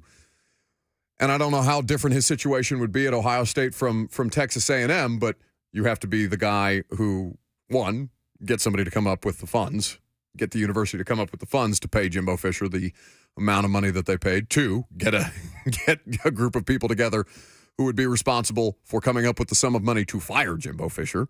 That is not inconsequential. You're playing politics. He was at Ole Miss during the Hugh Freeze stuff. And he went through the Matt Luke thing and ended up getting a better gig out of it. So not knowing Ross Bjork, but just looking at his resume, he has worked through a variety of different and difficult situations. I don't think you can completely absolve him from them. But that level of experience would be intriguing to me. Now, who else would be even considered or was considered for the Ohio State athletic director job? Ross Bjork is the first name that you've put in front of me, or that I've heard. The reporting is that he is the target. He's emerged as the top target for Ohio State. If that comes to pass and he takes over at Ohio State and suddenly Texas A&M is searching for a new athletic director, I wonder how much Tennessee is going to have to fend off suitors for Danny White. Danny White's done a good job since he's been at Tennessee. He's got that fundraising background. He has one of the best PR moves in recent college athletics history with the UCF quote-unquote national championship thing under his belt and what that did as far as marketing is concerned for that university and that program. And his hiring rate for coaches is absurd. It's absurd. He discovered Lance Leipold out of Wisconsin Whitewater. The Heupel thing has obviously worked out. He hired Nate Oates at Buffalo, who went on the trajectory he did now at Alabama. His resume is among the best in the country at hiring head coaches. So if Ross Bjork becomes the AD at Ohio State, and I'm an A&M fan, I'm saying throw all the money at Danny White. Figure out what it takes to get that guy over here. And Tennessee, in turn, maybe having to pony up. That's just what I think would happen. And I don't know why Danny White wouldn't be a top candidate. Yeah, he absolutely would be. You're correct. I find it funny that you're inciting BVS in the offseason for no... Somehow I brought BVS into the Ohio State athletic director search. Yes, please do not hire Ross Bjork so A&M can come swooping in for Danny White. It all comes full circle.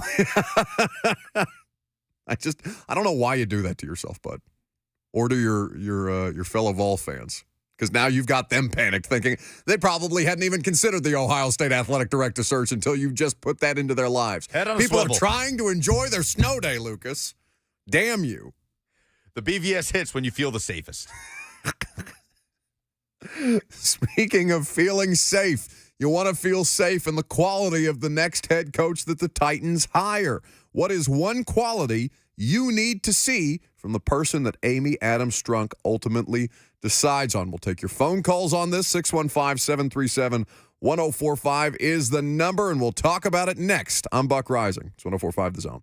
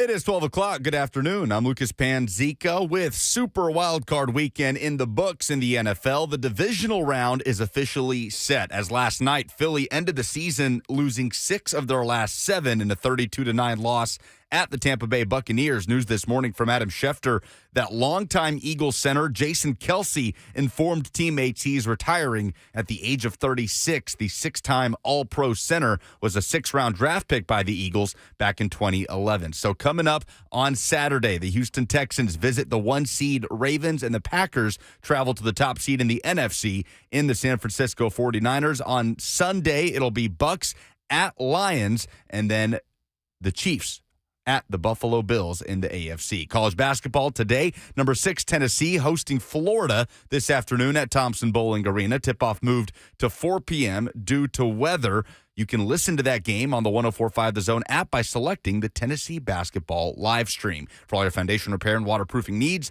visit USSTN.com. Breaking news at once on your home for the Titans and Vols. This is 104.5 The Zone.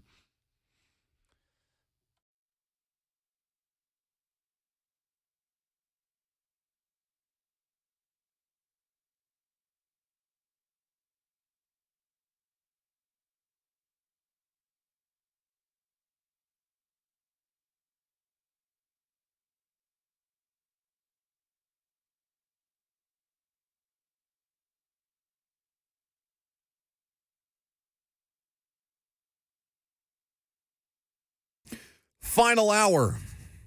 Welcome in. Hope you're warm. Hope you're safe at home. And if you're out there moving around for work, that you're doing so well. And with, I don't know, you probably don't need chains on your tires and things like that, like other places in the country, but that you're maneuvering about safely if you are having to move around in the snow today. Thanks for hanging out with us. 615-737-1045 is the number. You can jump in if you want to. You've got the F&M Bank chat as well, Facebook, YouTube, Twitter, and on Twitch. So, you've heard from Amy Adams Strunk, and it's probably worth playing that clip again, Lucas, if it's easy to bring about at your disposal. From Amy Adams Strunk on the qualities that she's looking for in the next head coach of the Tennessee Titans, but I've heard from Amy. I want to hear from you. What quality do you absolutely have to have in the next head coach of the Tennessee Titans? Lucas and I are going to get into it ourselves. We'd be happy to have your participation for this particular segment. You're also going to hear from 2 of the guys who have already interviewed. Well, you'll hear from one of the guys who's already interviewed. And we're going to talk about 2 of them who have already interviewed, between Brian Callahan and Mike McDonald, as we continue to vet coaches and coaching candidates for you throughout the course of the next couple of weeks, or next, we'll say, week and a half before they probably make a decision. You have the number, so you can jump in at any point if you want to. Let's hear from Amy Adams Strunk. A question from Mike Keith that was important to ask on what qualities she's looking for in the next Titans head coach. Some specifics about specifics in the search now. A lot of people are saying that Amy Adams Strunk is only going to consider someone with an offensive background to be the head coach. Is that true? Actually, no. I believe we need to improve across the board. So it's important to find someone that brings in, a lot of diverse ideas and fresh perspective, and that's the most important thing in that new head coach. All right, let me take that a step further. So then what you're saying is you're going to be very interested in the staff that a potential head coach can show you when he talks to you. Yes, that's going to be very important. The head coach is the leader and the face, but that staff is super important. So we're gonna want him to bring in strong candidates, and we want to hear who he's going to bring in. What would you say you have learned from your previous coaching searches, general manager searches, that you will apply to this particular search in 2024? Cast a wide net. Take your time. We have a vision, and we want that coach to have that vision, and we're going to work to get it right. All right, that's Amy Adams Strunk. Now, there's the chat is starting to respond there before the phone calls do. The first couple of comments in there are interesting to me, Lucas. JR wants a coach with the number one quality that they want in a next head coach is humility. Okay, interesting. Olivia Langley on YouTube says flexibility. So not football-specific traits, but personality traits there. The third comment in there, John, I'm going to butcher his last name, but he says empathy. That was not the kind of response I was expecting, but those all matter. You have to be the most well-rounded version of an individual that you can in a job like this. You're the CEO of a football franchise. But that's not a direction that I guess I was expecting. More like Will Anderson in the YouTube comments. Number one quality, an offensive coordinator who called plays. So not who's going to call plays, but an OC who has called plays in his previous stop. So, for example, not Brian Johnson because he is the Eagles OC, but not a play calling coordinator. So in her statement, beyond the comments that you've just heard from Amy Adams Strunk, in the statement, this is a quote, the teams best positioned for sustained success will be those who empower an aligned and collaborative team across all football functions. Gotta get along to go along, is what she's saying there. So whoever that person is, you gotta be, should I say, in lockstep with Ran Carthon? What you can't be is my way or the highway. That seems to be clear. Well, what you can't be is Vrabel. Demonstrative. I don't know that Mike is more my way than he is highway, for sure. And that, the pool was kind of that it was already kind of spoiled, basically, when he didn't want Ran Carthon, or that he didn't think that Ran was the person best equipped to be the general manager as an assistant general manager first. It was kind of doomed out of the gate, right? If you already put a person in a position there that Mike Vrabel didn't think was qualified. Now, you should say, well, I'm the owner. I get to make the decisions about who's qualified and who's not qualified. That's not your job, Mike. And then we all saw how that went. But Ran Carthon also said that he and Mike Vrabel were in lockstep last year. And, that's very much to the effect of what I've heard, that there were moments, basically, that Ran placated Mike just to kind of keep the thing going, just to kind of keep everybody, from getting too tense. And that one of the greatest sins there from Ran might have been enabling Vrabel. Now, if you're Ran Carthon, there's only so much that we can reasonably ask of you to do. He's not an easy person to kind of go toe-to-toe with Vrabel. And he already thinks, whether he intended to or not, he already thinks a little less of Ran coming in. So that's not something that's going to be received well unless you try and position ideas as Mike's idea, trying to further your agenda. Now, how much of that actually happened or was successful, nobody would be able to answer that but those two men. But Ran Carthon did say that him and Mike Vrabel were in lockstep, so that's kind of a sticking point for me. Anyway. What is your number one quality? Situational football. The best quality of Mike Vrabel. You fired Mike Vrabel, okay? Mike has some qualities that are less than great. Sure. The best quality that Mike Vrabel has, not scouting, maybe not people skills. Situational football is the thing that Mike Vrabel's best at. If you're going to fire him, you have to have somebody, maybe not at the same level, but somebody who's going to be a plus for you on the sidelines. That was always Mike's best quality. It's still going to be his best quality wherever he lands. How much further that, he gets ahead of himself because of that situational football quality, but that's the thing that you absolutely have to replace to some extent. Mike Vrabel's a good situational football coach. You have to have somebody who's competent. You can't have Mike McCarthy. Now, those are extremes, but I have to be able to trust you if collaboration is the easier part of all that, right? To get along with people is largely the easier part.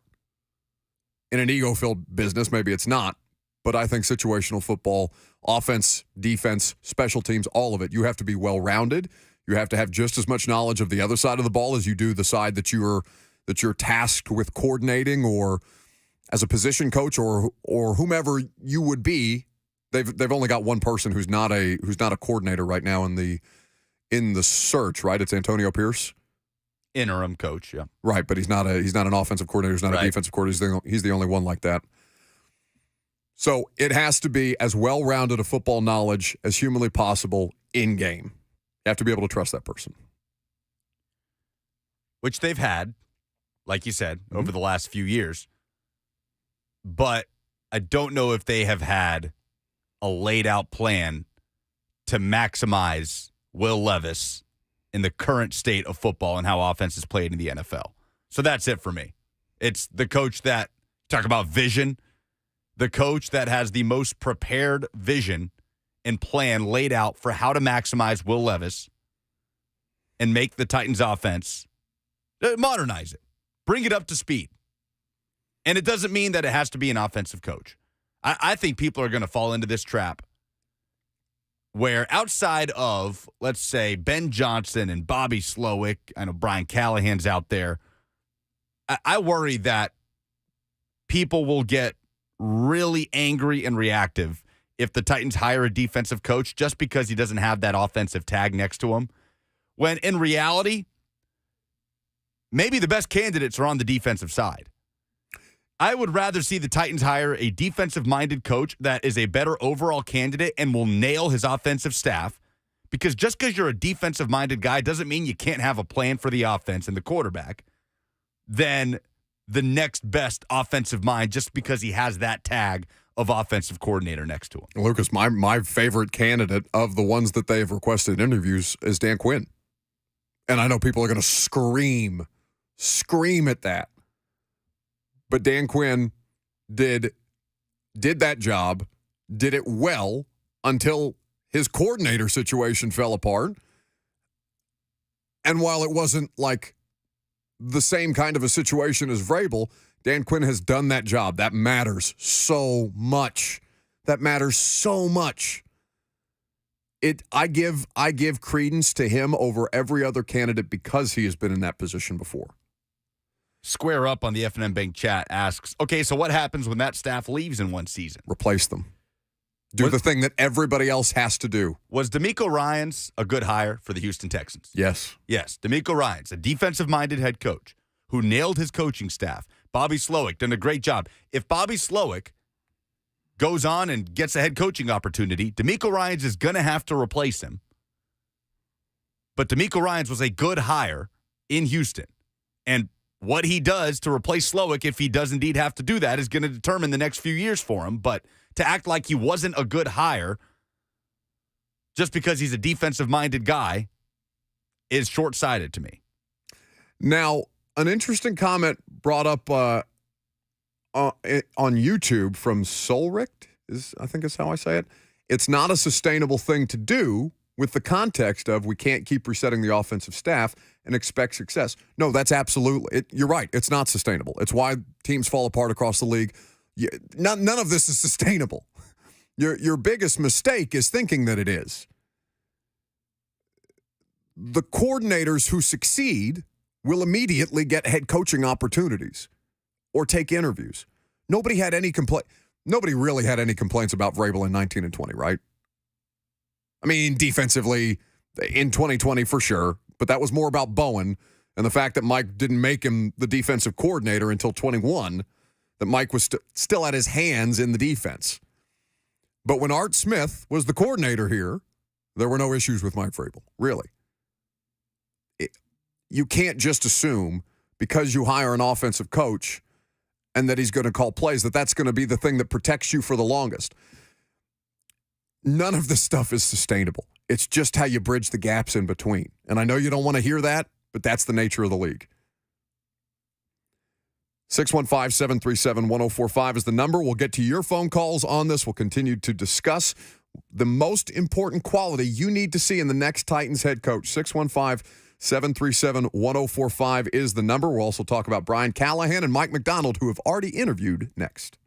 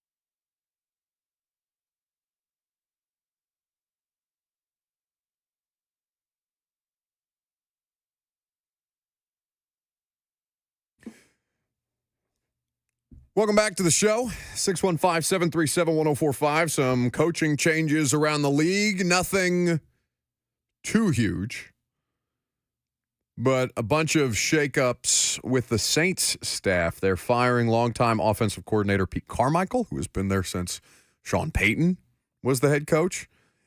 And they have also fired senior offensive assistant Bob Bicknell and wide receivers coach Cody Burns, who, of course, Tennessee fans will remember from his time at the University of Tennessee. So, nothing yet on Sirianni or McCarthy, but I know the entire league is kind of the whole league is treating those two like inevitabilities, and they haven't happened yet. So it's going to be curious to see what plays out this week around Philly and Dallas. But either way, we're talking about the most important qualities that you want out of the next Tennessee Titans head coach. So, Lucas, just a refresh for the audience, yours was? Well, we talk so much about vision, so a laid-out plan and vision for how to maximize your rookie quarterback, Will Levis, within your offense, whether you're a defensive coach hiring an offensive staff or an offensive coach with your own plan. See, that also would have been a much better answer last week than we can't tell you the vision at this time, but, I'm hanging on that press conference too much, Lucas. I know you keep trying to get me to move off it, but some of those things stick. Well, they did not have to tell us that. Like, if that was their vision, I think that would have been a completely fine answer. It is not their prerogative to say, we want an offensive coach that can lay out the best plan for the quarterback. What they could have said is, what's your vision? Super Bowls. Like, that would have been a better answer than we can't tell you. Yep. It's a secret. Steven in the F&M Bank chat says, I just hate being referred to as a hard-nosed, old-school football team. Isn't that what every football team aspires to be referred to as? Maybe not old school, but hard-nosed. Like, that's, like, you don't want to be a finesse. Like, if somebody calls you a finesse football team, that's offensive. That's a backhanded compliment. That's not even a compliment. It's them calling you soft. Well, I think that over coaching staffs, the Titans organization has had a fairly consistent identity, right? Oh, they've been the same franchise for 25 years. It doesn't matter who the coach is. And when they stepped out of that to bring in the offensive mastermind, Ken Wisenhunt, it crashed and burned miserably. So I think it's fair for Titans fans to say, for once, get us the offense of the future, right? Like, get us a modernized offense. Let's drop back and throw it 46 times a game. Even if we're losing, at least it'll be fun. Like, that was Tennessee fans' mentality with Josh Heupel. Like, hey, we're not going to be great in year one, but at least score points. Make it fun. Well, yeah, that's the thing. Well, at this point, I think a lot of Titans fans are there. Oh, sure, because you have, let's look at the scoring totals for the Super Wild Card weekend, just as an example. I'll pull up NFL Jesus real quick. So, you had teams, the lowest scoring total. Can you tell me, just offhand, who scored the fewest amount of points this weekend? Of the, what is it, 12 teams? It was Miami. Miami scored 7, correct. Philadelphia scored 9, second lowest. 45, 48, 26, 24, 31, 32. It's a struggle for the Tennessee Titans to even get to 24. That was the lowest scoring total of a winning football team this weekend.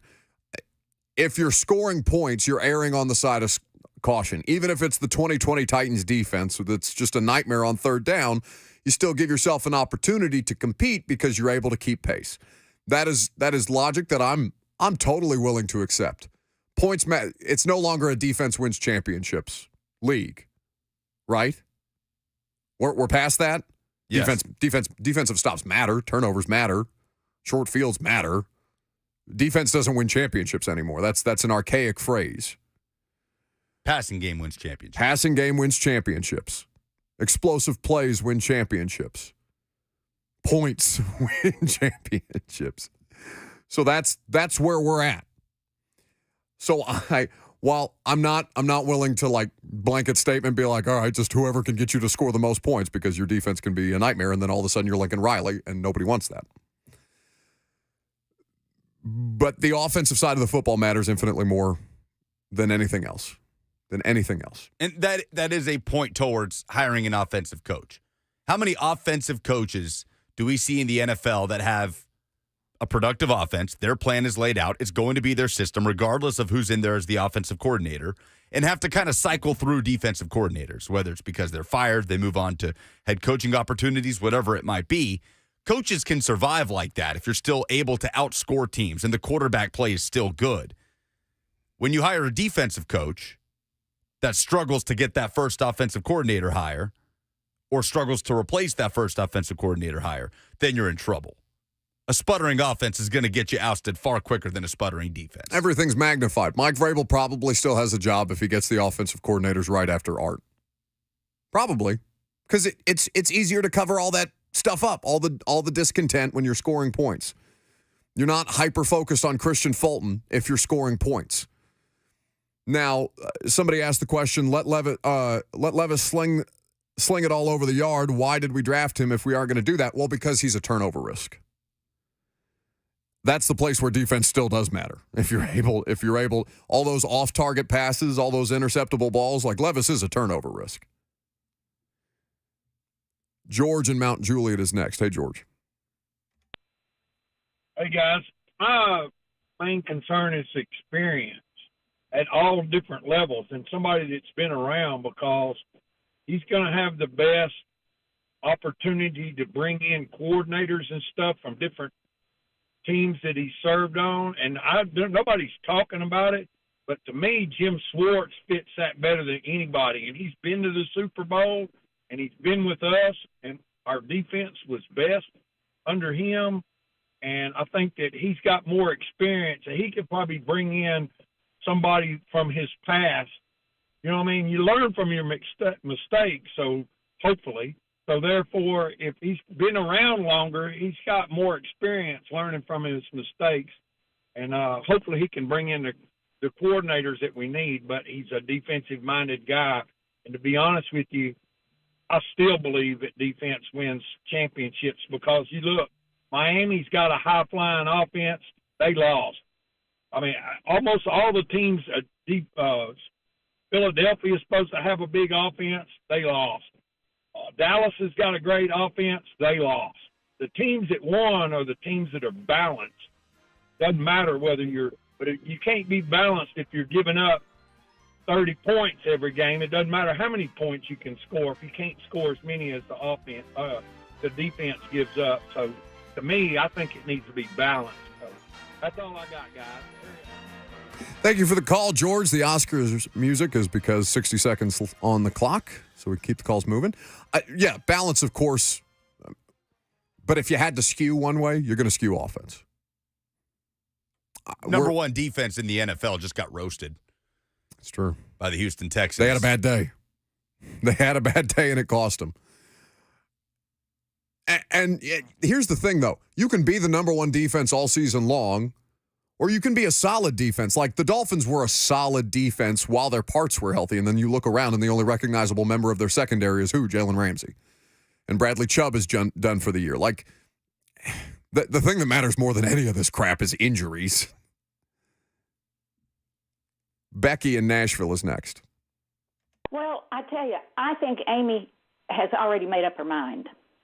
I think she wants Slowick because it will hurt her competitor more. She lives around Houston most of the year, and she knows what he can do, and I think she is going to hire for our division. Thank you for the call, Becky. That is something to consider. Now, not just you're not going to hire somebody just for the sake of hurting a competitor, though that is subtraction by addition. Houston's going to have to figure something out. We just talked about this, right? With kind of none of it's sustainable. Bobby Slowick is in Houston 1 year. DeMeco Ryans has been in Houston 1 year.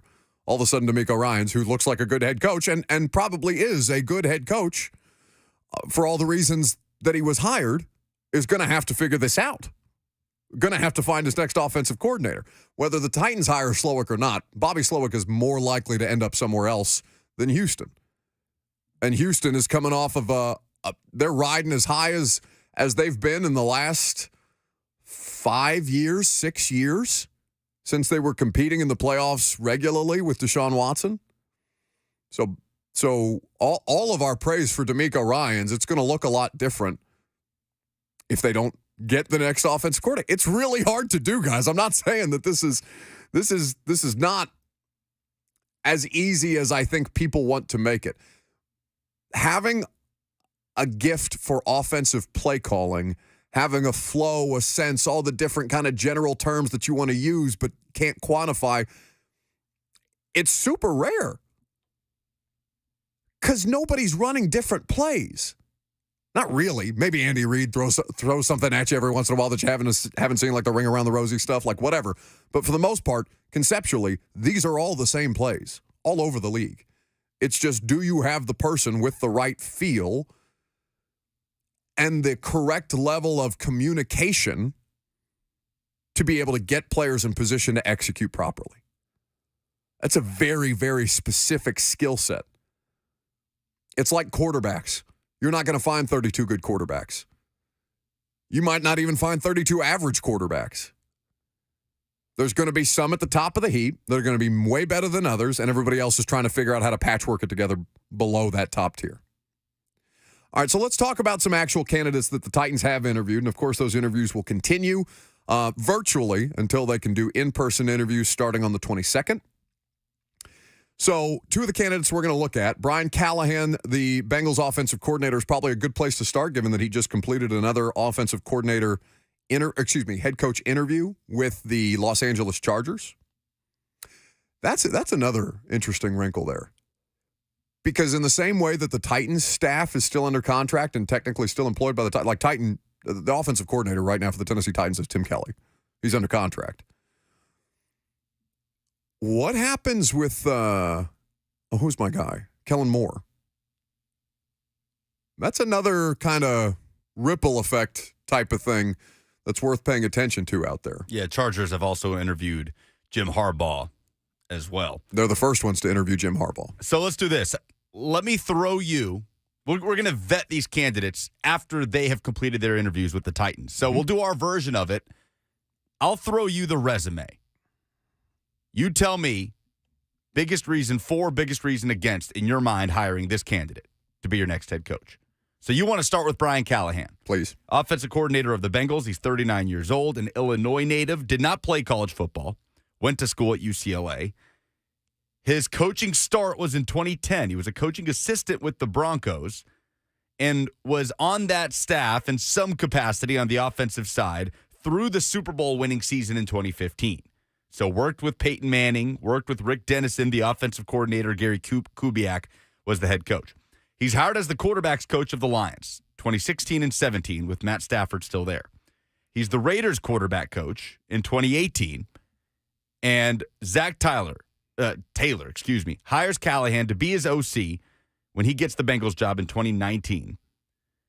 Joe Burrow, been among the best quarterbacks in football, especially in the 2021 and 2022 seasons. They go 4-3 this season with Jake Browning in at quarterback after Burrow goes down.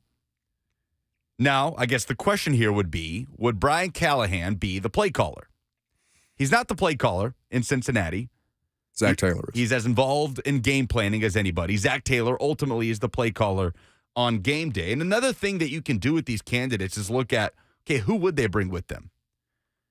Who do they have connections to? And I think it's natural to look at the quarterback's coach of the Cincinnati Bengals, right, in Dan Pitcher. Would that be then a candidate to be the offensive coordinator on Brian Callahan's Titans staff? Would you look at the run game coordinator and offensive line coach, Frank Pollock, up in Cincinnati? I do want you to hear this. Brian Callahan, in a media appearance, talking about his offensive philosophy. You know, the teams that win the most games are generally the teams that pass the ball the best. That's usually because they have really good quarterbacks, and usually because they have guys that can make plays on football outside. And so you're seeing the teams invest in that part of the game really across the board. And, you know, we're no different. We spent really 2 top 35 picks on receivers and on a quarterback. And so we've invested in it as well. But I do think that's the shift in the league these days, is that the passing game has become the focal point. However, that does leave you opportunities to be really effective and efficient running the football because defenses do the same thing.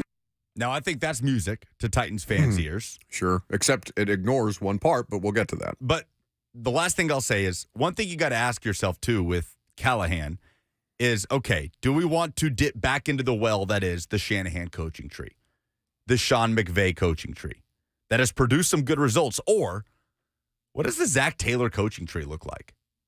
And could Brian Callahan be that first guy that gets a big opportunity from it? Well, he's a part of it, Zach Taylor. This is just a variant. Sure. But Zach Taylor, with established success in Cincinnati, now can sprout his own coaching tree. And is Brian Callahan the first beautiful leaf to grow off of it? And do the Titans take a swing at that? So biggest reason for, biggest reason against, with all those variables that I just laid out. The biggest reason for is that he is clearly somebody who has experience identifying the skill set and implementing the best practices of the quarterback position. Quarterback evaluation, top tier. You mentioned it yourself. Everything, the most important quality of whatever the Titans are going to do organization-wide, not just the head coach. The head coach is obviously the main talking point, but all of it has to be done in service of Will Levis. This would seem to fit that. The knock against is the unknown of, does he want to call plays? Because a lot of these dudes do. When they finally break free of an offensive coordinator without play calling duties, he doesn't have that under his belt. Most of these guys do, right? Mike McDaniel, Matt LaFleur. All of these dudes. Bobby Slowick. And there's a reason that it's done that way based on the way that they come up.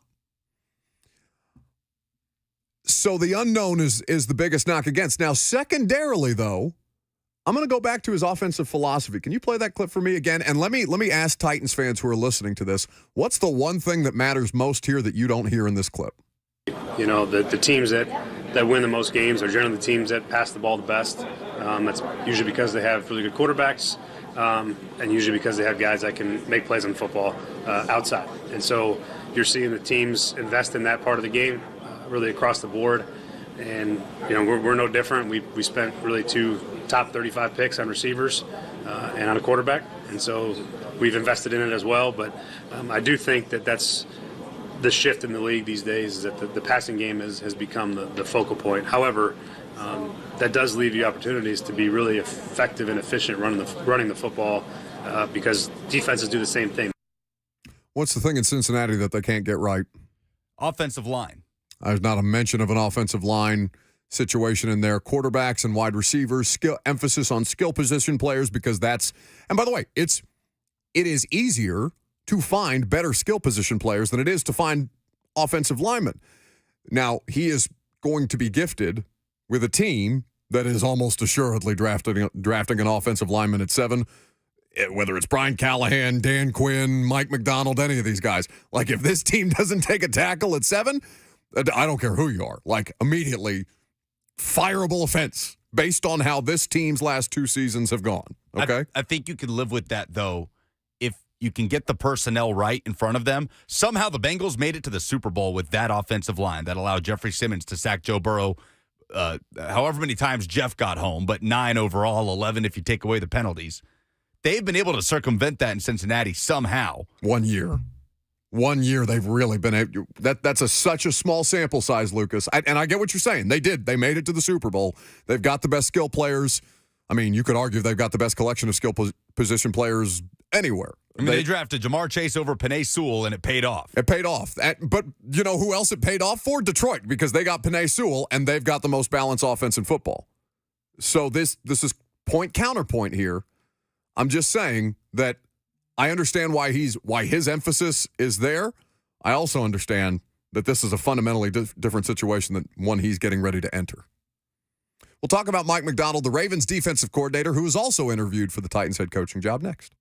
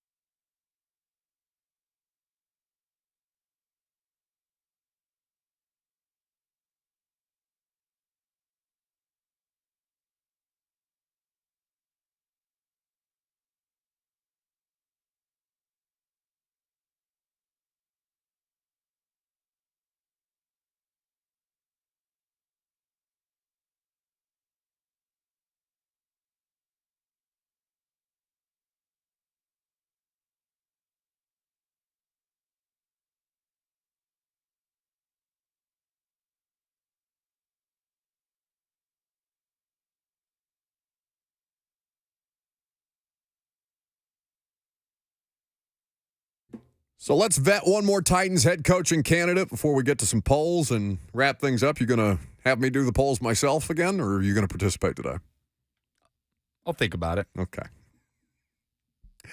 So, Mike Macdonald, he's the Ravens defensive coordinator. He's the fourth of the 4 interviews that they've done thus far. Expect more interviews to be completed over the course of the next couple of days now that teams are through the wild card round. What are the essentials that the audience needs to know about the Ravens DC? All right. Mike Macdonald, Boston native, Georgia grad. Also, like Brian Callahan, did not play college football when he was at the University of Georgia. He's 36 years old, which means if hired, he will become the youngest head coach in the NFL, a title currently held by Gerard Mayo at 37. Macdonald, after graduating from Georgia, worked at the high school level in Georgia before he got a GA job and then became a quality control guy at Georgia under Mark Richt. He was an intern in Baltimore in 2014 with the Ravens, rose through the ranks, became the defensive backs coach in 2017, the linebackers coach from 2018 to 2020, and then one season as the defensive coordinator at Michigan. In 2021, they had a top 10 defense, helped lead Michigan to their first of that run of 3 straight playoff appearances and Big Ten titles. Immediately cranked out 2 first-round draft picks. Aiden Hutchinson, who never had more than 4.5 sacks in a season before Macdonald took over, and he has 14 in his last year. In hindsight, should have been the number 1 overall pick in that draft. Daxton Hill, the safety to Cincinnati, was the second first-round pick from that Michigan defense. He's had a top 3 scoring defense each of the last 2 years in Baltimore, the number 1 scoring defense in the NFL this year, allowing 16.5 points per game. And this, to me, is the most impressive mark from a defensive standpoint for Mike Macdonald. I don't know if it makes him a good head coach, but Baltimore leads the league in sacks. Buck, who's the best pass rusher on the Baltimore Ravens? Oh, this is an exercise I did on primetime last night. I don't think that you could name one. And I'm going to butcher his name. There's 2 O's. First and last name are O. Matabuke has 13 sacks. Justin Matabuke. Matabuke. But who had a game against the Titans in London, by the way. Owe Adafe is another pass rusher that they've had. They're doing it with a bunch of dudes. Like Baltimore has historically always, now this is different, but historically always found guys like Zadarius Smith and turned them into big money players, right? And then let them go and then found the next Zadarius Smith or the next Pernell McPhee or the next Courtney Upshaw, right? They've been doing this year after year after year. Mike Macdonald, though, to your point, elevates the collection of players that they have without there being a star. The biggest star on the Ravens is Kyle Hamilton, and he just got there. They're number 1 in the NFL in takeaways as well with 31. This is the first defense in NFL history to lead the league in points per game, sacks, and turnovers forced. They lead the league in sacks, and they're bottom 10 in blitz percentage. So Mike Macdonald is figuring out a way to get home without sacrificing bodies in coverage. Which is the best thing that the Titans have done when they've been at their best, right? The ability to get pressure with 4 is the second most important thing that you have on a roster beyond a quarterback. Who could he bring with him? Okay, T. Martin, a name a lot of Tennessee fans will know very well, is the QB coach in Baltimore. Chris Hewitt is the passing game coordinator in Baltimore. Offensive line coach Joe D'Alessandris. There's a lot of names you can parse through with that offensive staff. Would he call down to Michigan and Sharon Moore if Harbaugh moves on? Does Sharon Moore want to get an NFL job, the OC down at Michigan? I don't know. But with all of that laid out, biggest reason against hiring Mike Macdonald as the head coach of the Tennessee Titans. Biggest reason for, he elevates his players on the defensive side of the ball. Biggest against is that he has no experience as an NFL head coach, which you can say of every candidate but Dan Quinn that's there. He's my second after Dan Quinn. But he has to, whomever hires Mike Macdonald, he has to nail the OC. So your top 2 candidates are defensive coaches. Yep. One who's been a head coach because I value the experience, I value the connections, I value the know-how, and I know Dan Quinn to be a good soldier. Like Dan Quinn and Rand Carthon would work well together. Dan Quinn is very, very highly regarded as a people person around the league. Have to get the offensive coordinator right. Have to get the offensive coordinator right if you're Mike Macdonald. Mike Macdonald is basically hiring. Now, I will tell you, Mike Macdonald is like hiring a better version of Mike Vrabel that you hired in 2018. Because Mike Macdonald's actually a good defensive coordinator. Vrabel was not. You ready to do polls? Go. I'm going to make you an offer you can't refuse. Because the polls have closed and the votes have been tallied, it's time for a poll update. And he's a good boy. Buck Rising show producer and correspondent, Lucas Panzica. Presented by Two Rivers Ford, who sells below MSRP on any non-specialty new Ford. What in sports made you say, oh no, over the weekend? Eldon says watching Kevin Byard trying to tackle for Philly last night. There's a big oh no. And listen, the first defensive back that missed the tackle that Kevin Byard was supposed to clean up is just as guilty. Gardner Johnson, I believe. No, I don't think it was. Not CJ? No, I don't think so. Well, everybody was guilty in some way or another on that Eagles defense. Guilt can be distributed across the board. What is the better job, Dallas or Philly? 59% say Dallas. Jerry is the more patient owner. Dallas is the better job. If you're a head coach, absolutely. Well, neither job open at the moment. Just yet. How many NFL fan bases would be excited about hiring Bill Belichick? Brian says none should be unless they know Tom Brady's coming out of retirement to play for him. Brent says Dallas, Philly, and Tennessee should be excited at the idea of Belichick. Karen says she thinks any team should be excited about hiring Bill Belichick. Any team should be excited about the idea of Bill Belichick as a coach. There's no question that he can still coach. Will you be upset if the Titans do not hire an offensive-minded head coach? 77% say yes. No. Obviously, my top two candidates are defensive coordinators or defensive-minded head coach candidates. Those are the polls. That's the show. We'll wrap things up, or we are wrapping things up right now. Blaine and Mickey are next. Enjoy. I will talk to you tomorrow morning at 10 a.m.